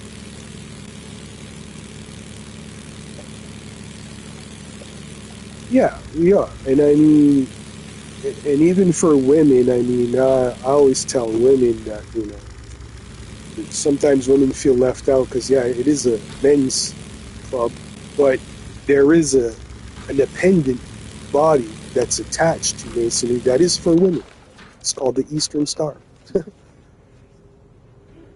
It's called the Eastern Star, and that's the thing. Like, I see women that are like, "Oh, well, I want to be a Mason, and I want the secrets," and it's like, well, if you really, really like Masonry, Freemasonry, look into the Eastern Star because it's there for women, and there's just as much secrets and mysteries in the Eastern Star, and the Eastern Star really needs women. Like, there's not as many women that are interested in it these days. My ex-girlfriend was in Eastern Star, and I would always hear from her, "Oh, well, we're losing members, and you're thinking about closing the chapter," and it's like, wow. But again, it all has to do with the people that are making it look bad, you know? Yeah, Blavatsky, well, she was a theosophist, which is, it's a little different. It's not really respected well in Masonry, to be honest. The only reason is because, I mean, she did have a lot to do with helping Hitler and stuff like that. So, I have friends who are in the Theosophical Society. I do know people that have made tremendous progress in the Theosophical Society, and I have some respect for it as well. But I'm more of a chaos magician, left-hand path. Like, I'm a left-hand path and chaos magician. Hail Eris. Yeah, she did. She did. She really, like, Blavatsky was a, yeah, she really was. But there's also Annie Besant. Annie Besant was, she's a little bit more respected in the Masonic circles. But Annie Besant was also very, yeah, Manly Hall and Edgar Casey. Manly Hall, he was cool too. Like, Manly Hall is very, very educated and a good guy to listen to, but I always educate people about Manly Hall. Manly P. Hall, okay, did have the 33rd degree in Masonry, but he wasn't an honorary member. He was not a member of a lodge. He was member of what's called a research lodge, which they're out there. Anybody can join a research lodge. See, that's what people don't get about Masonry, okay? If you're really, really interested in it, and you've been trying to get into a lodge or whatever, and you're not being able to get in, well, you'll always be accepted in a study lodge or whatever, like a research lodge. The research lodges don't confer degrees. Anybody can join a research lodge. A woman can join a research lodge, a guy can join. But the thing about a research lodge is it's just there for you to make the research. There's no, it's not that they didn't let him in. It's just the fact that, and again, he's highly revered as a 33rd degree. But the thing about the 33rd degree, there's two types of 33rd degrees. There's the honorary, and then there's the active 33rd degree. So Manly P. Hall, the reason he was given an honorary 33rd degree was because of all the work he did in this study lodge, in his research lodge, because he sat there and he actually read the books and he actually expounded it in a way that nobody else had. So he had that angle on it that, I mean, it's over-encompassing. The knowledge that Manly P. Hall had in his head from it was just mind-blowing, really. But I always tell people that, yeah, no, he wasn't a real Mason. He was part of a research lodge, and because of the work he did, they gave him the honorary title. So, yeah, which is one of the things. I mean, not everybody can be a 33rd. I mean, You have to have to be an active 33rd. You have to you have to be a philanthropist first of all. That's the way to get into the 33rd degree. You have to be into philanthropy. You have to have a lot of money to give. So, and I wish I did. If I did have a lot of money, I would certainly be a philanthropist. I would give to good causes and all that. Unlike some of the people I see on social media that have all the money and then fucking donate it for fucking shots and all that crap.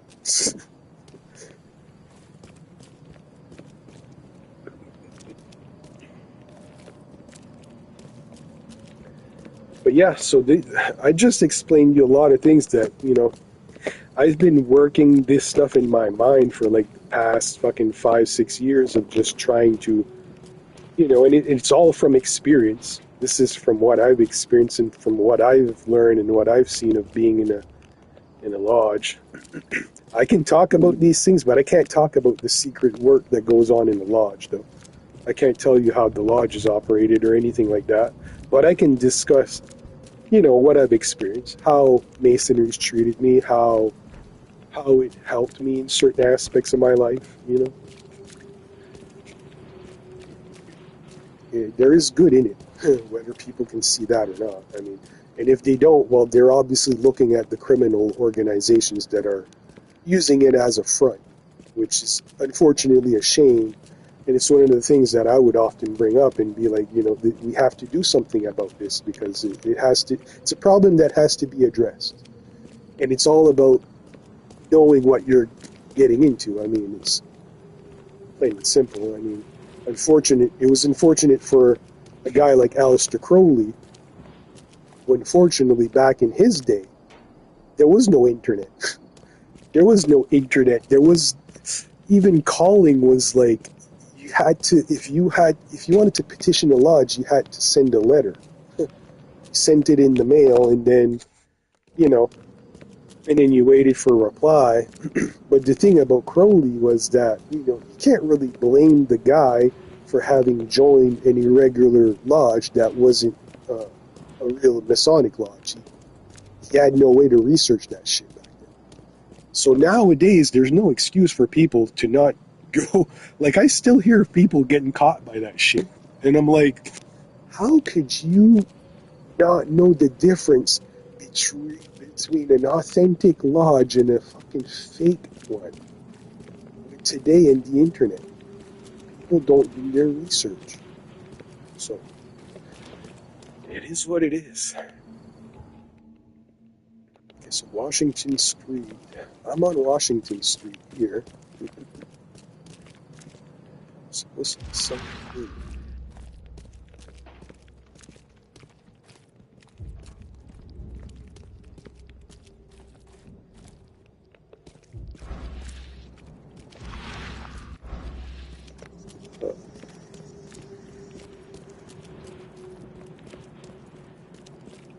But yeah, I'm interested in other things now.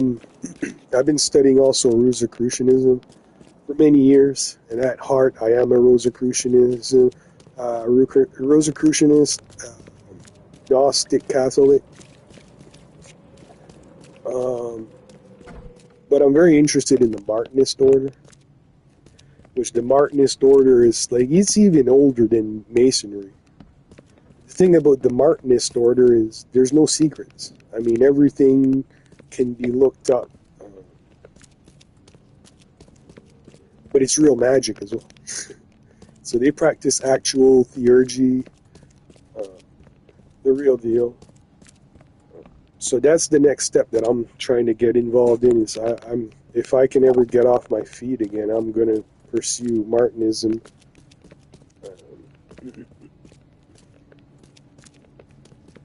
So, I mean,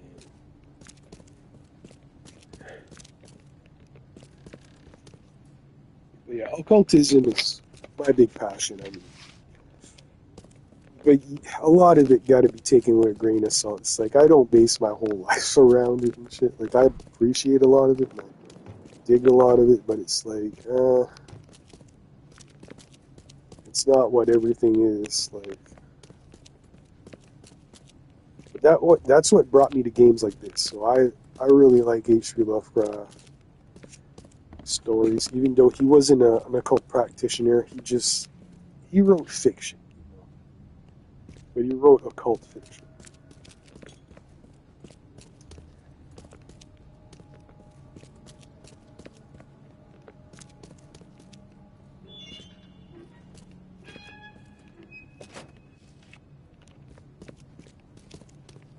I don't know what's going on with this game, and I'm wondering when am I going to unravel some mysteries in here? Okay, here's another one of them letters. My dearest comfort, if my scrawl is an illegible scribble, forgive me. The shock of what I have delivered from the poor young woman's womb has affected my nerves. Her guttural screams still ring in my ears. Her birthed tragedy lurks near where I hide. Had my attendant not been attacked first, I would have certainly shared her fate. The wriggling abomination that erupted from the waif's belly leapt from her body and attached itself to the nurse's throat with a wet, smacking sound. Pulled behind it, the taut umbilical cord tore out the placenta in an eruption of bright blood that soaked my gown. Stunned, I looked into the mother's bulging eyes as she convulsed and bit off her tongue between clenched, grinding teeth, falling backwards in horror. I crawled behind a medical cabinet in the operating theater. I can now hear the sloshing movements of the afterbirth sliding across the floor as the terrible infant silently approaches. I write this account on my surgical mask with the study pen you gifted me last year near the Oakmont Commons. Mate, now serve faithfully as my only weapon against the deformed babe. Sincere thanks, Sebastian. Okay. And, wow, they stuck something right in my fucking eyes or something.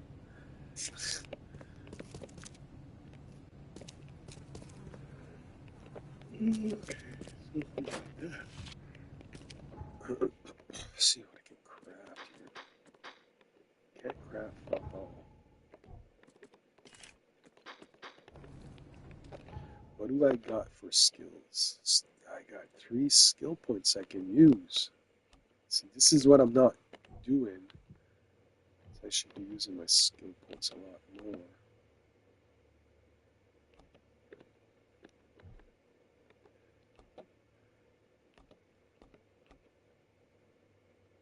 I thought I did this last night. I thought I did this. Okay.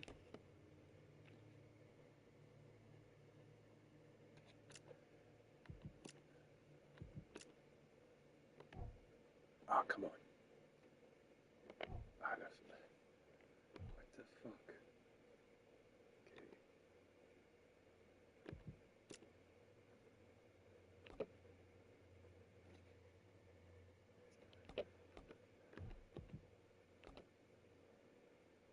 Yeah. Here, bring that one on.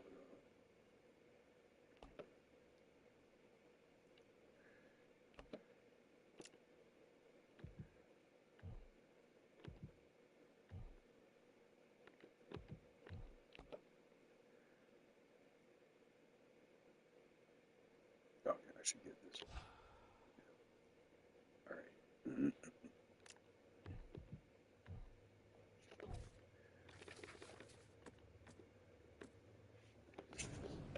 I gotta roll a joint.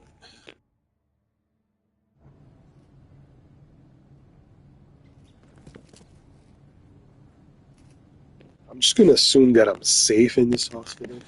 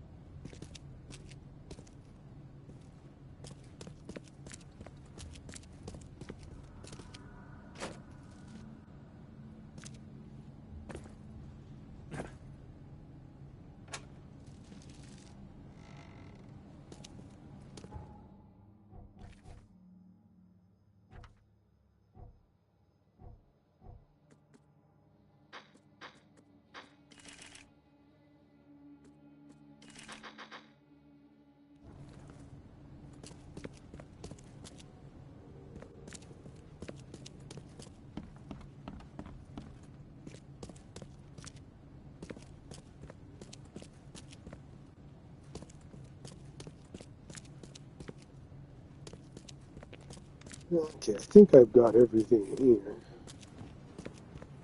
I really don't think there's anything else.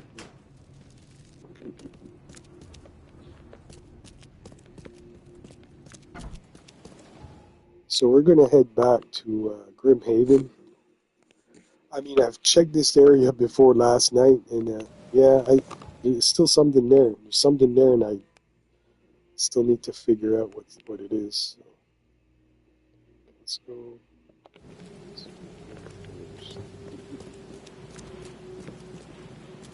Since it's so far, I'm just gonna do a warp.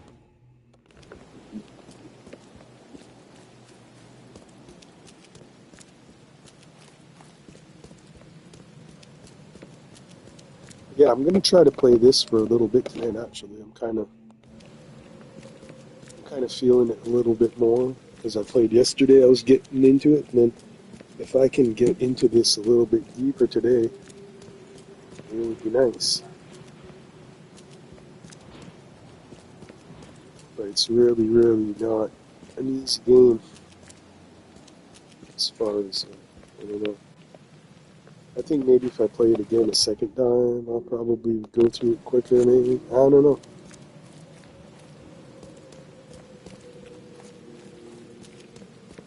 At this point, how much do I got in? I'm only 4% in this game. I've only got 4%. This game's only started. Like, I've not even got through the... I'm only at 4%.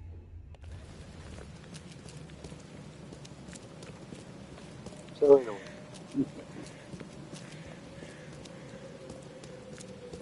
Let's see what happens.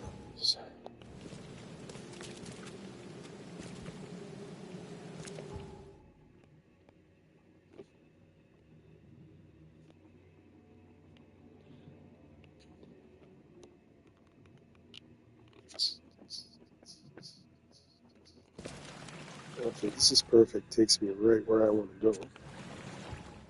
But I'm stuck where there's water. Just gotta take the boat.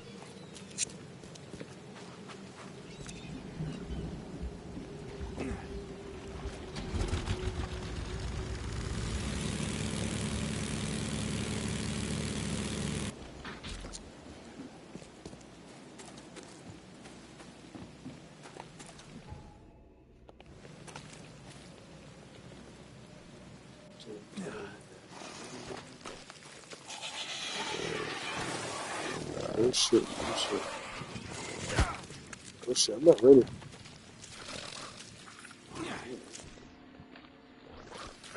This is the crazy part. As it says here, there's still a marker on this one, which means I didn't complete it. So there's something here that I haven't found. We're in Park Grimhaven, walking down Whisper Street, barely made to Hubert Avenue. So it's basically, this is Hubert Avenue, Whisper Street, walking down Whisper Street, barely made it to, but the thing is, there's nothing here. Oh wait, that's, yeah, Whisper Street. Whisper Street's, okay, yeah, that whole area is infested. So, there's something happening with this area. It's, it seems to be these infested areas or something. There's something to it. Let's try.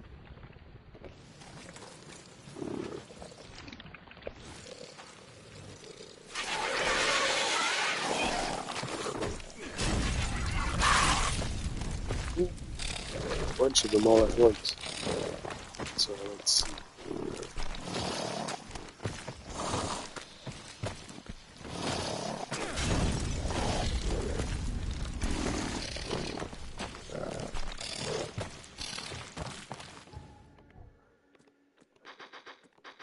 Ah, that sucks. I need to try the traps too. I haven't tried those yet.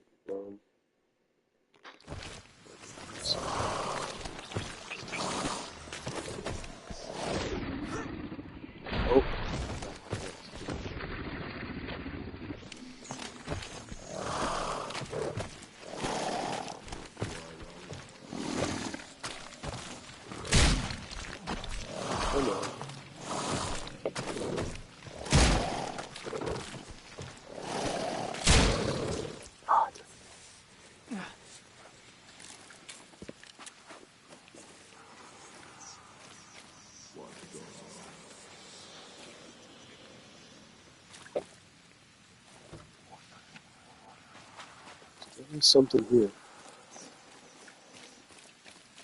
I mean, I explored this yesterday, and I still couldn't find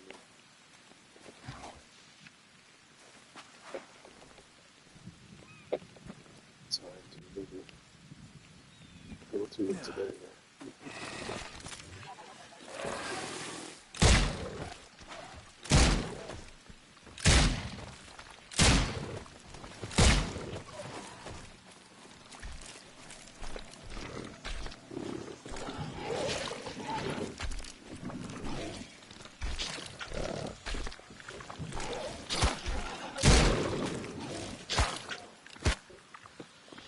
What's hitting me?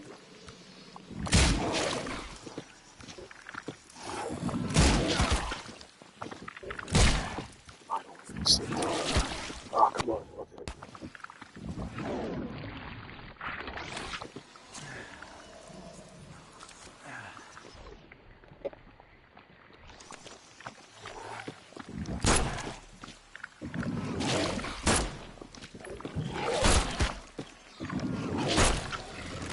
Well, it should be tougher to kill those. I don't know what it is.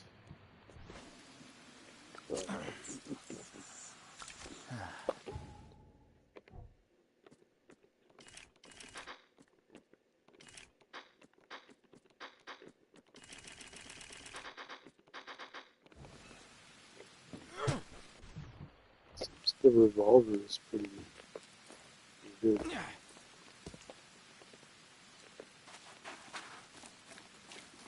Yeah, last night I did explore.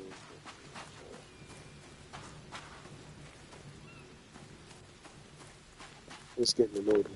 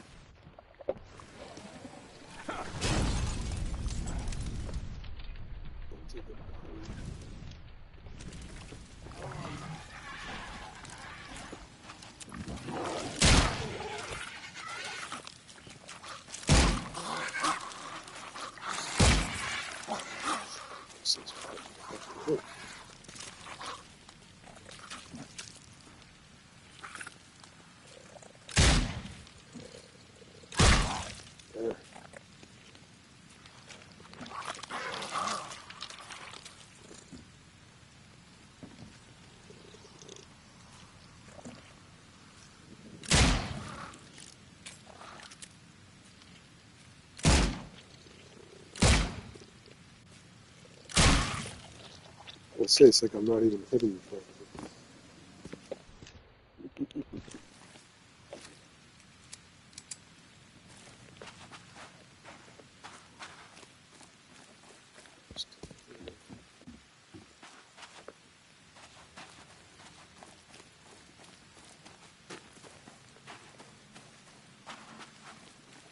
What's going on?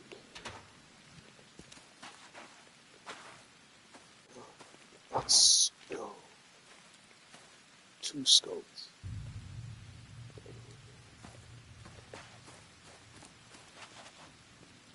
Where does those come from?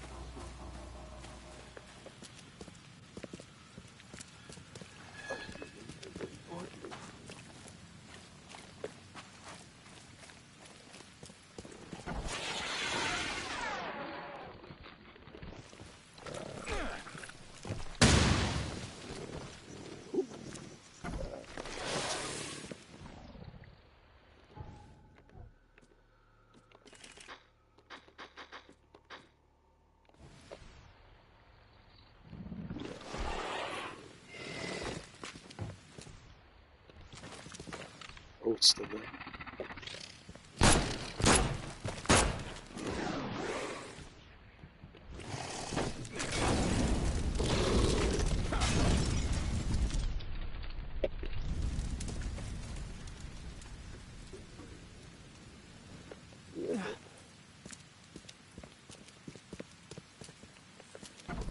I'm pretty good, actually. My health's pretty good. I kind of, yeah, I've learned a way to deal with these things now better. So, what's this opening?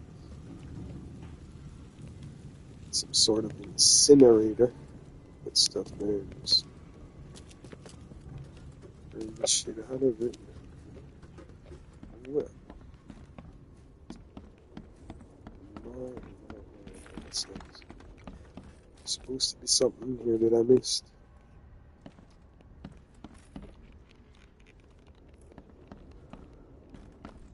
No idea.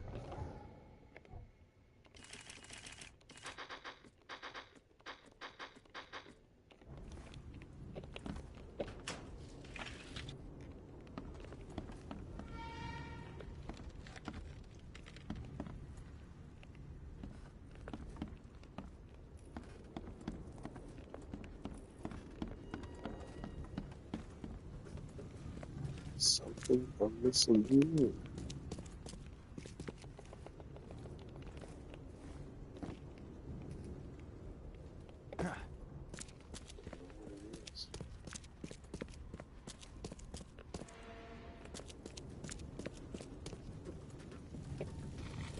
This one's got fuck all.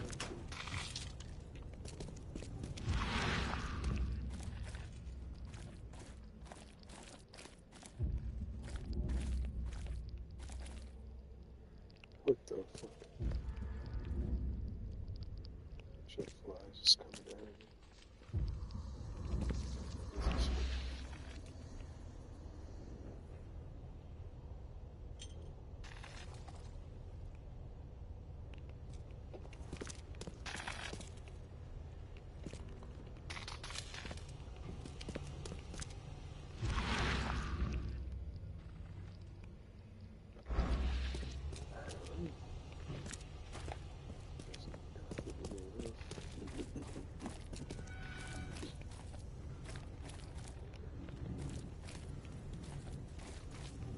See nothing here. I don't get it.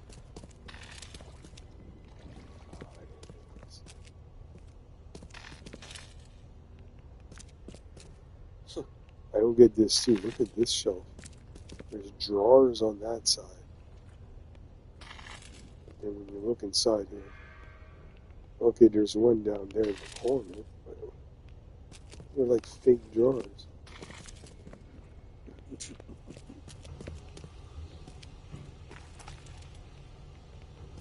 Can't do nothing with this. That's it. With this house. This just got totally stumped. The fuck is this house? The fuck is it?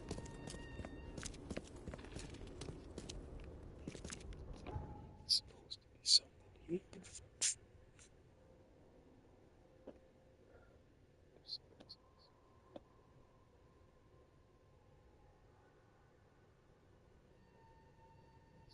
They barely made it to Hubert. The northern part of Grimhaven, walking down Whisker Street. I barely made it to Hubert Avenue in Division Station. This guy's over there. Listen, this one. Yeah, okay. Well.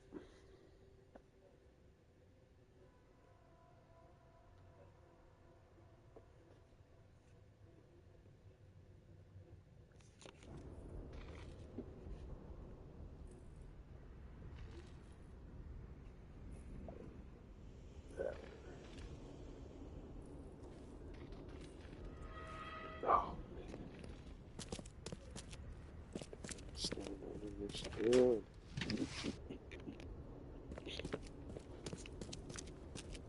What's supposed to do?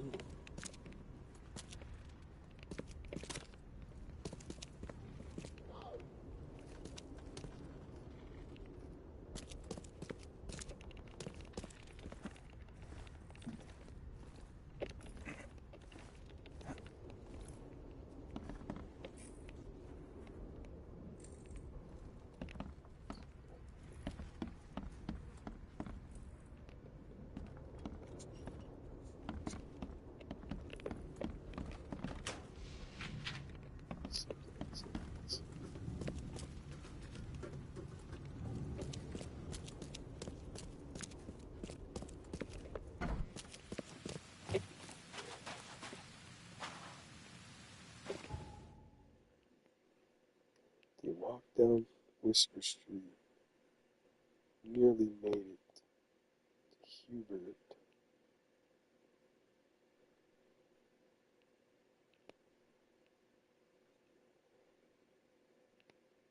Okay, I came from that way. I came from that way.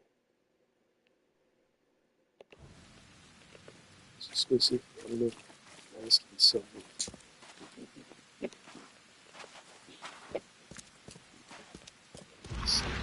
Something.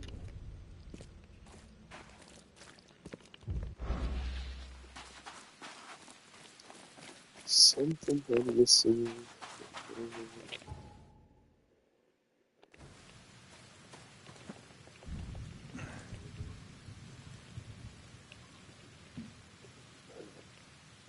This place is totally fucking with me.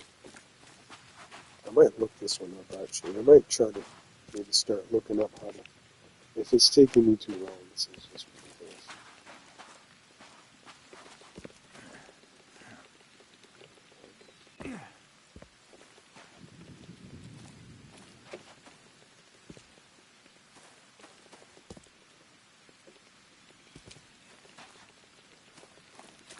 Yeah, I'm trying to climb it. Climb it, but it doesn't want to. Ah, this is so mind-jarring right now. I can't go life and figure out what it is that I'm trying to find.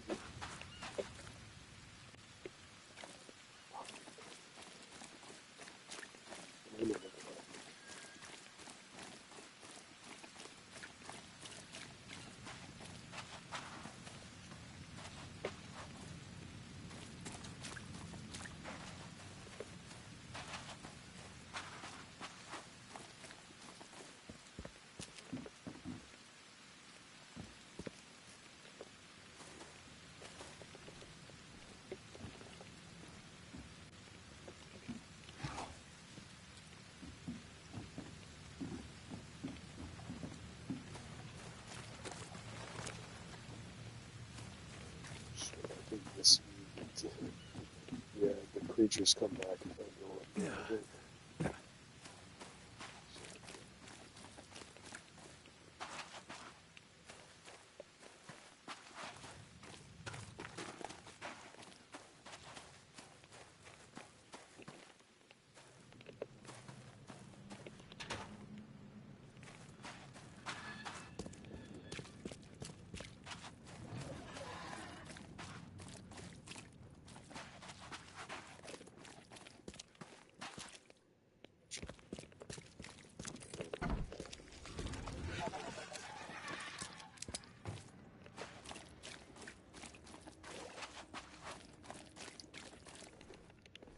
I'm looking this up.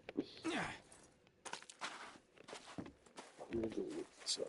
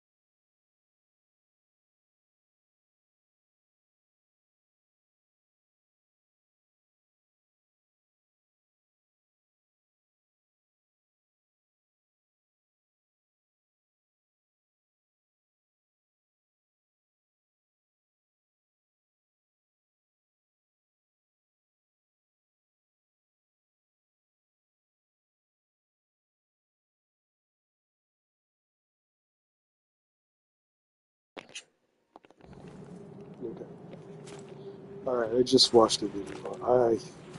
I missed the. I don't know how I missed it because I did try doing the vision thing a bunch of times, but I missed something, and I know what it is, where it is. So the only thing is now I'm fucked because I don't have.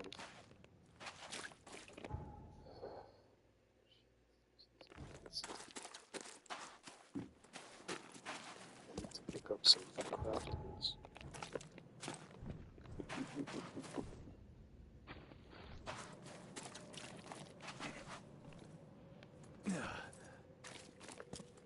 See, I should have looked it up when I was still in the city.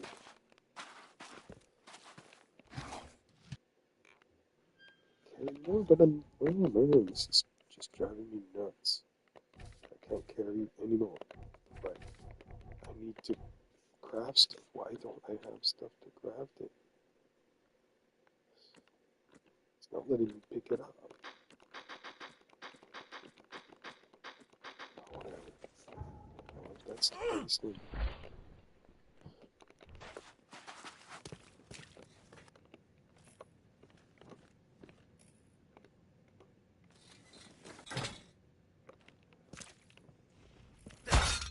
oh, I was gonna say, I was wondering, can I fucking activate that shit? Oh, well, that's no good for me.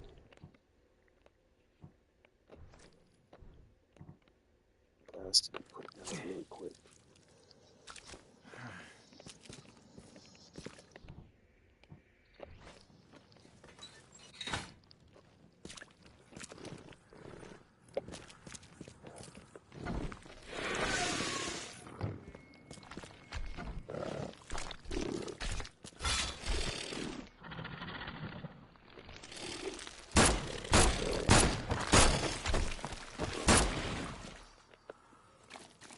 Shit, it disappeared.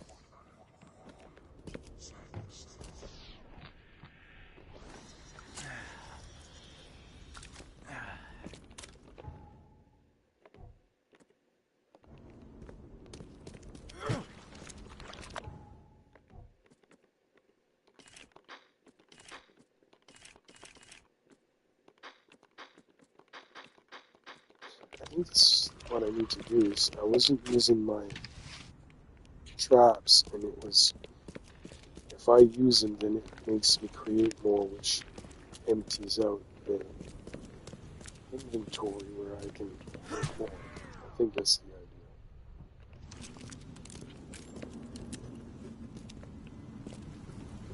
So it's,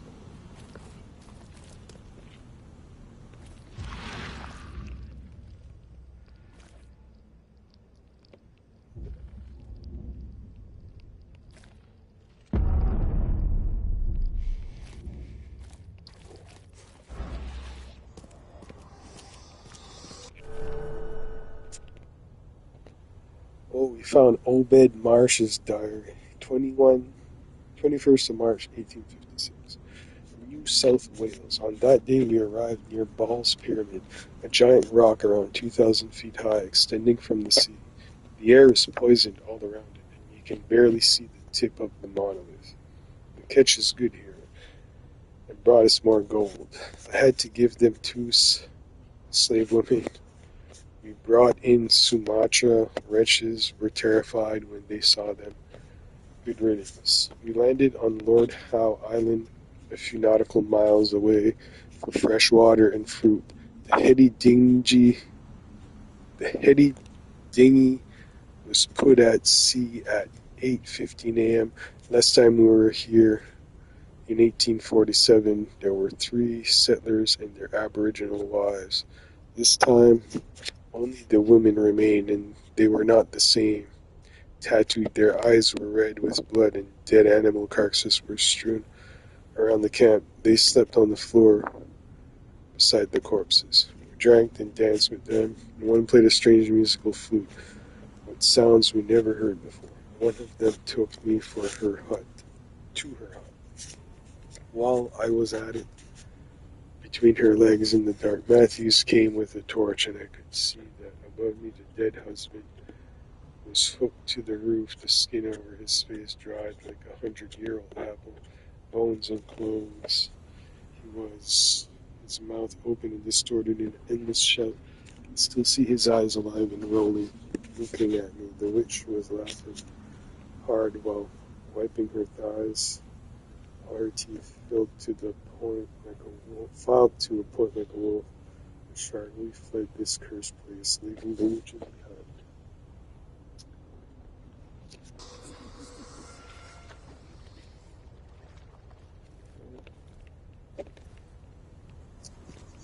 So that's going to help me figure out it. Some of the other ones I haven't been able to unlock. So now that unlocks it, right?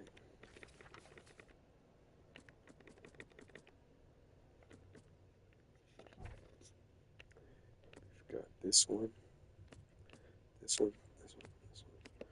So I might as well look it up, I guess. Because this one I've tried. I went there. I've tried. I don't know what it is that I'm not doing. So we're going to try to do that now.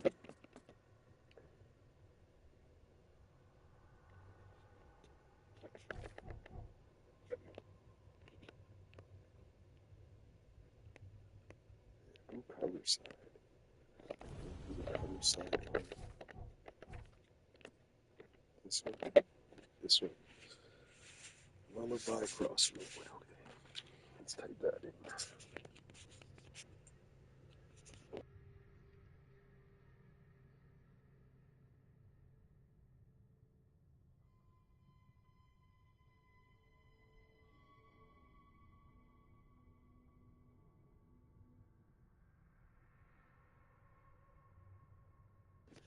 It's pretty cool. I figured this out. If you just type in the name of that letter on YouTube, it brings up like a minute and a half video of how to do this.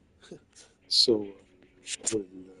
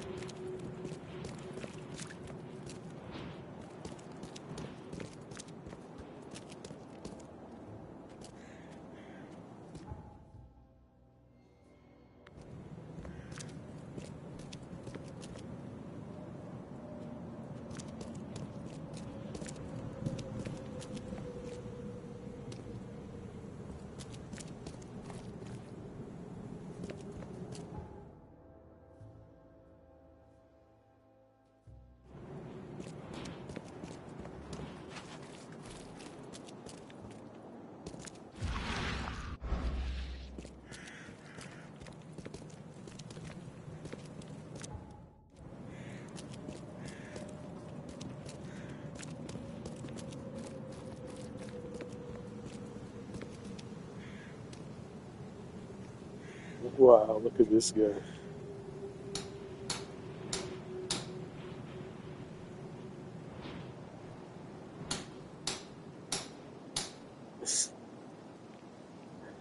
What are you doing, buddy?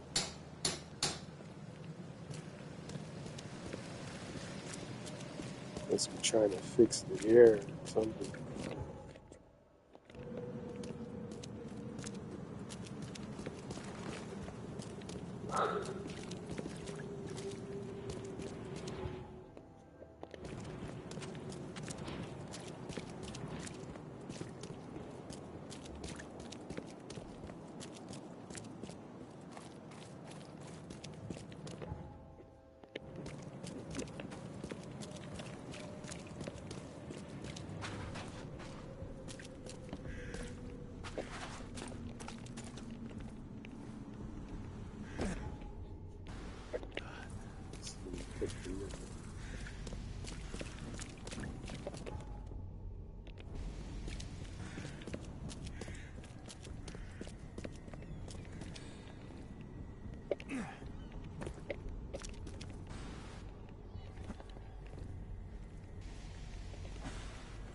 God damn it. Why is it?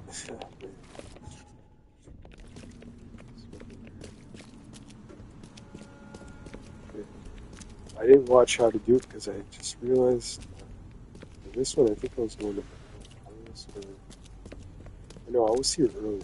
Yeah, I was here earlier and I couldn't figure it out. So I'm going to try again in a couple of minutes to see if I can't figure it out. If I can, then I'll right to the tutorial. So in a couple of minutes. Yeah, I should watch it.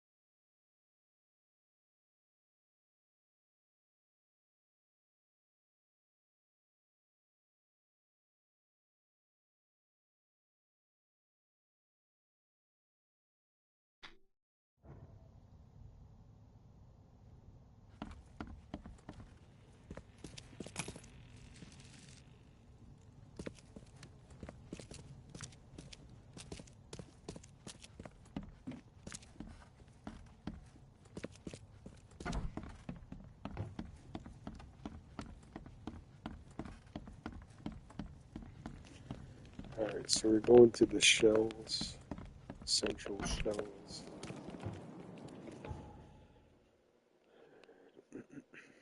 How close am I to it?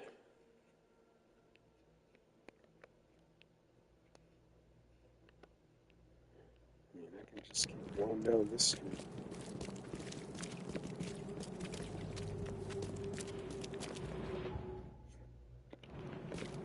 This way. Maybe I don't know.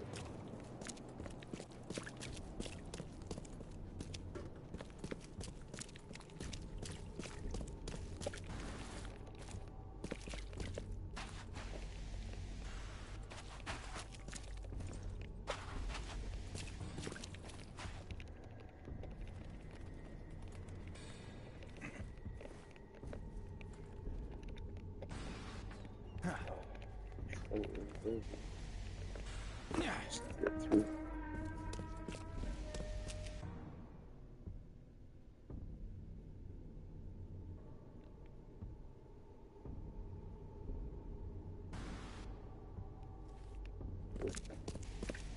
So,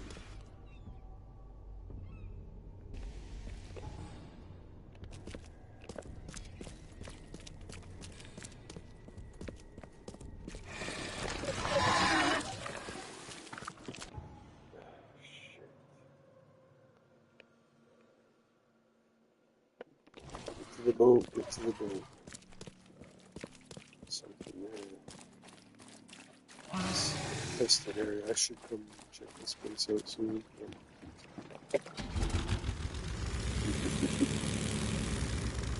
Just going out of there quick. One boat. Out of the way.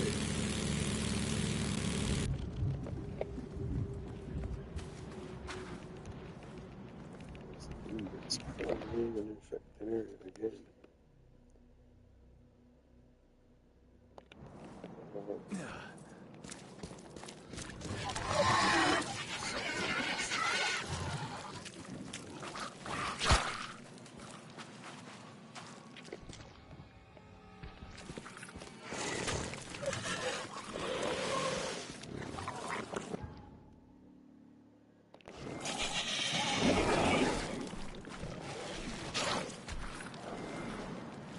He's mad. I'm mad. Is he chasing me? Oh, He's mad. He's completely mad. it sounds like motor. He's mad. He's completely mad. Over one state of madness.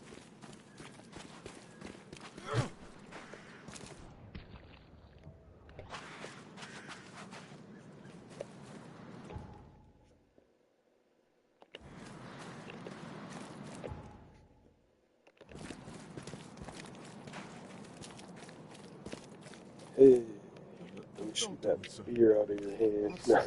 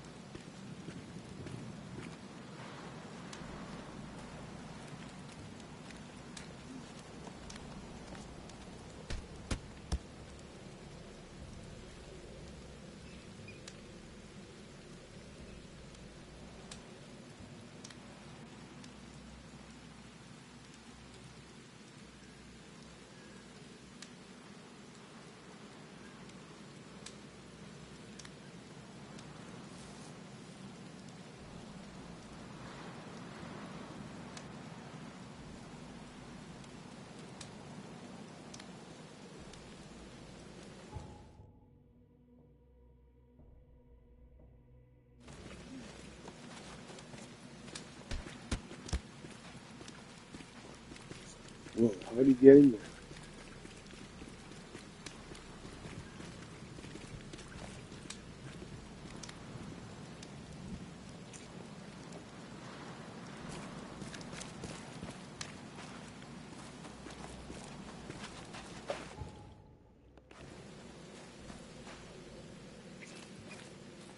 Another one with a hammer.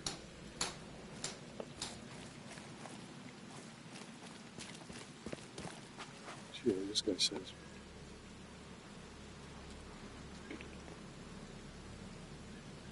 Burn your eyes clean, for the dusk of time is at hand. Here's the prophecy inscribed in the twilight of the dying moon. The hidden shall arise and drown the world in its Icarus waters.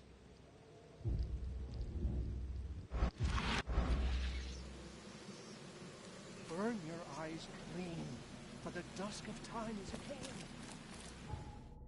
Here's the prophecy inscribed.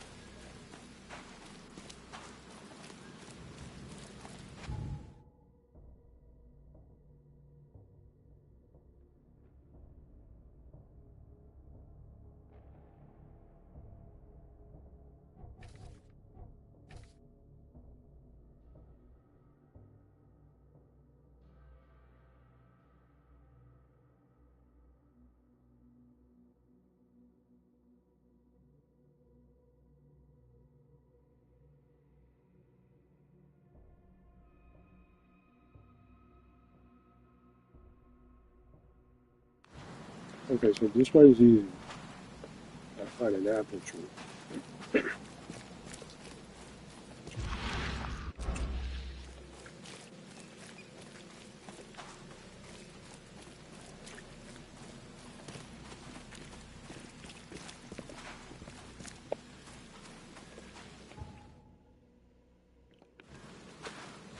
That's the other side.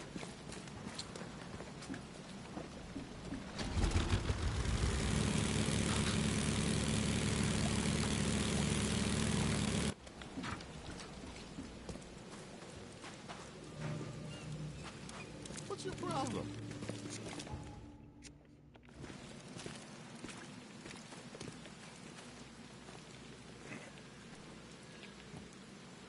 The trees I see right here.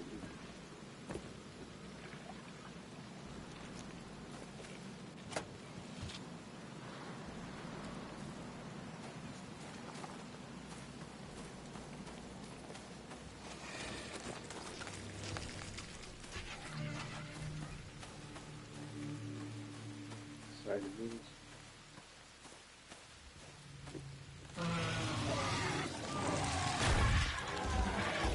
Okay.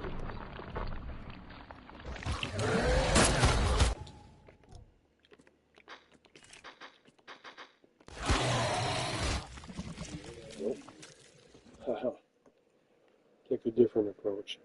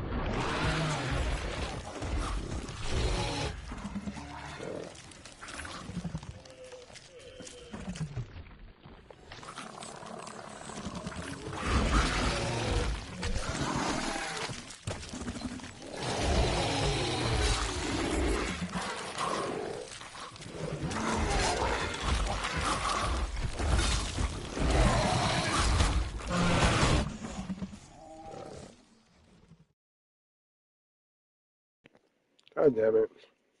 I messed up.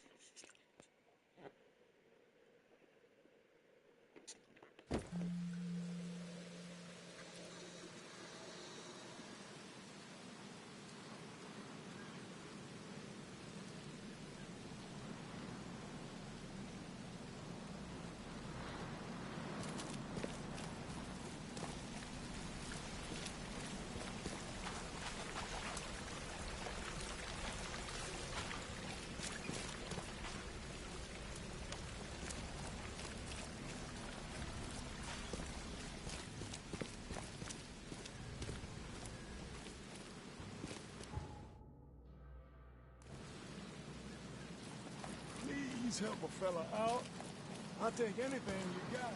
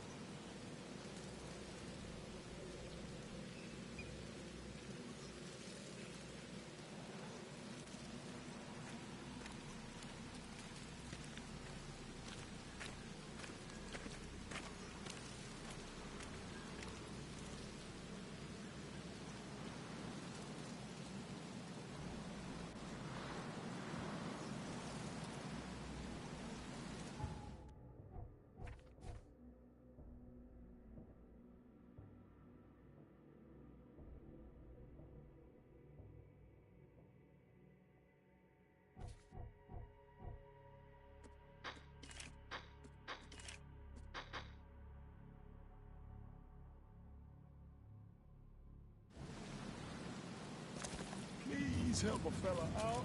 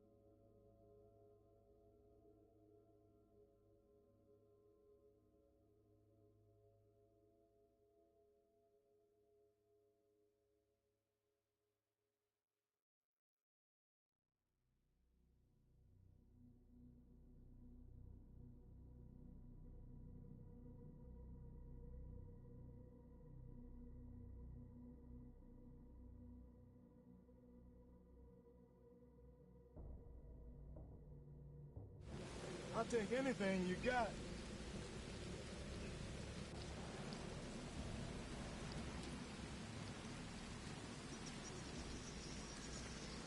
Please help a fella out. I'll take anything.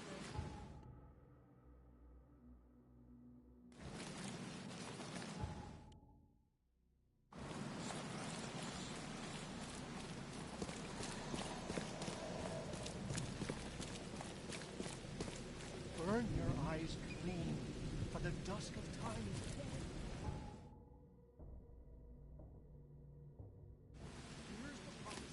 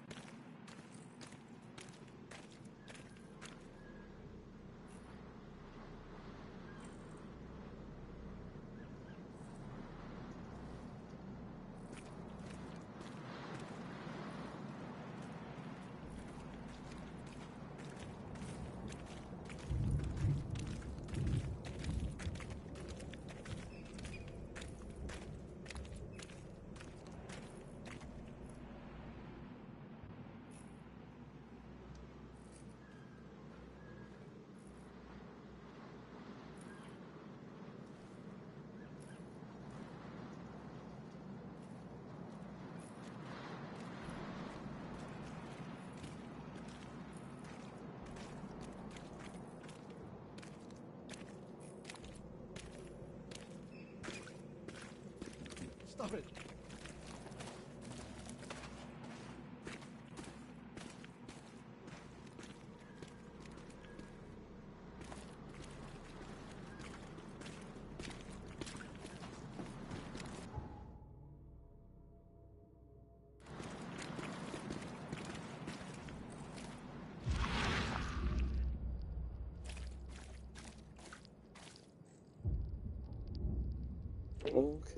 Okay, I see. So, yeah. Oh, it's pulling these guys in, eh? Pulling them right in. Well, let's see if I can discover it without looking at the video. I had to look at the video to find out that it wasn't near the trees at all, so I was in the wrong area.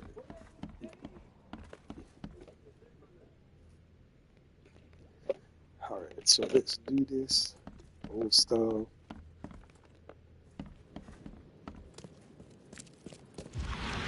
Without any tutorials. If I can.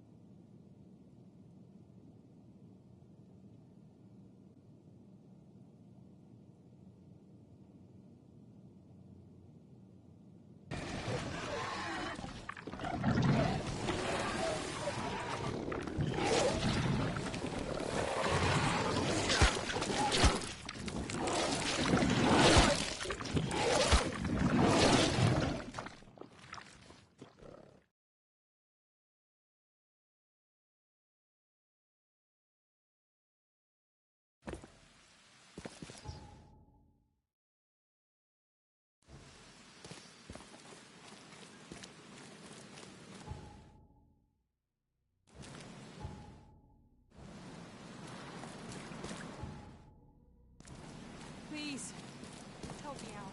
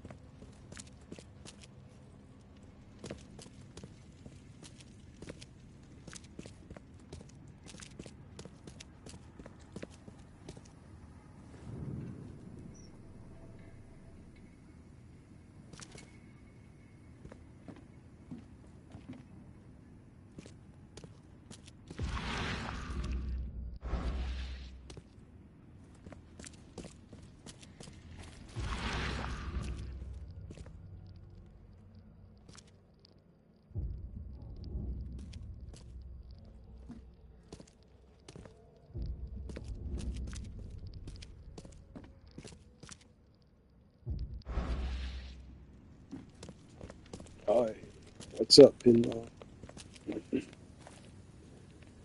Not much, man. Just trying to play this. I keep progressing and then getting stuck, so it's just I don't know. How you did? How you been, man? What's up?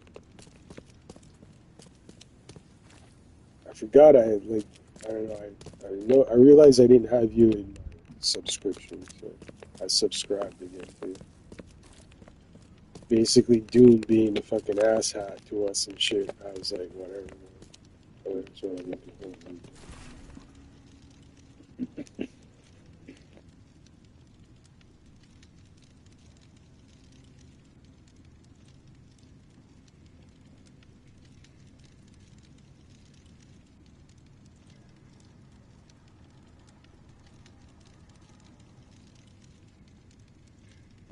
Yeah, I know he unbanned us, but then he still bitches about it. Like, bitches that he unbanned us. Like, what the hell?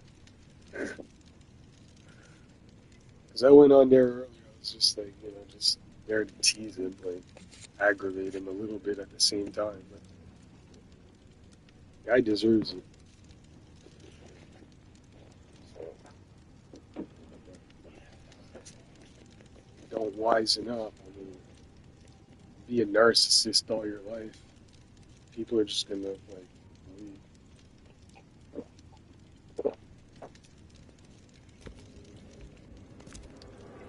Partially burned carpet.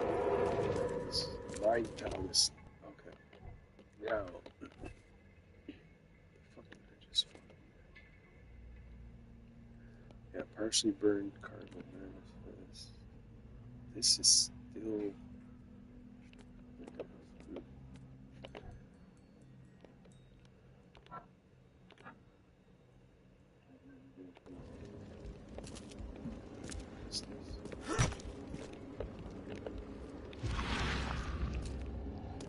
Yeah, I mean, I don't know how people think that they can justify doing live streams and not even like, admit to that shit. Like, it's like, I don't know. It's like, it took me a while to learn that shit myself anyway. Can't say I wasn't a narcissist back in my teenage years somewhat, but I never let it get out. So, Grab the papers. Smash the rest.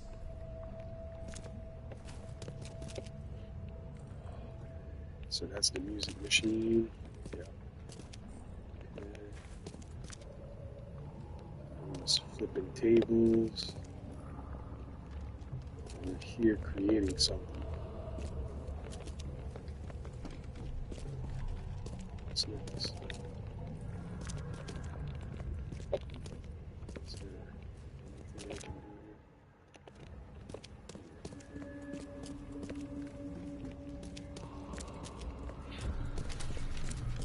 I fatah me fe I regach I dagon.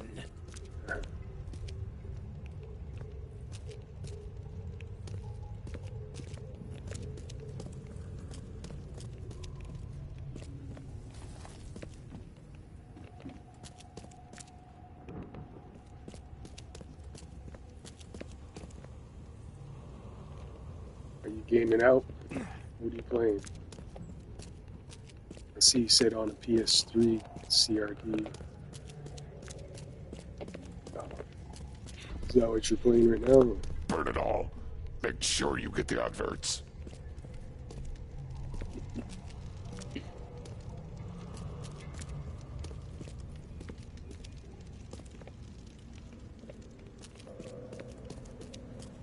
Resistance 2. Oh, yeah, yeah, yeah. Yeah, I tried that on the PS5. They have the remastered version for the PS5 or whatever. It's not bad. I never played it. It was on PSP, right? That would have been a PSP game back in the day. It's alright. Different. I never played it back then, so I never knew about it really.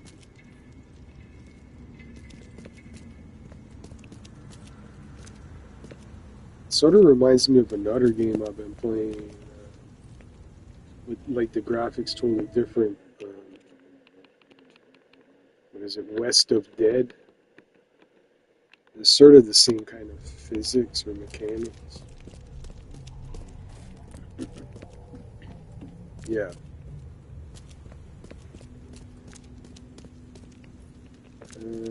Is there anything else? Back up the triggers and everything.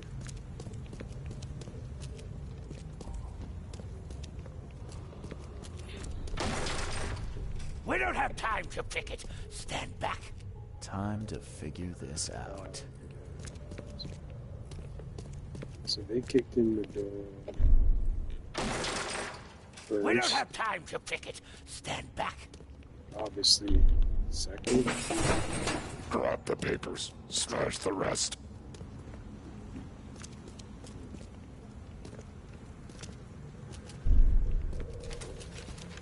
I fatah. Me fe I regach. Burn it all. Make sure you get the adverts. Several men broke into the expedition headquarters. What they didn't smash, they burned. The archives, even the newspapers.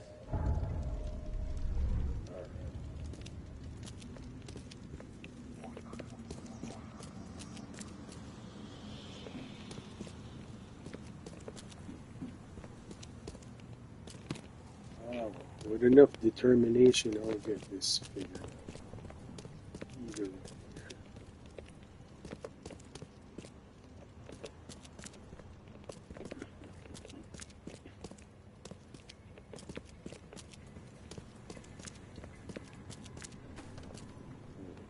Are a few damp papers all that's left of the expedition?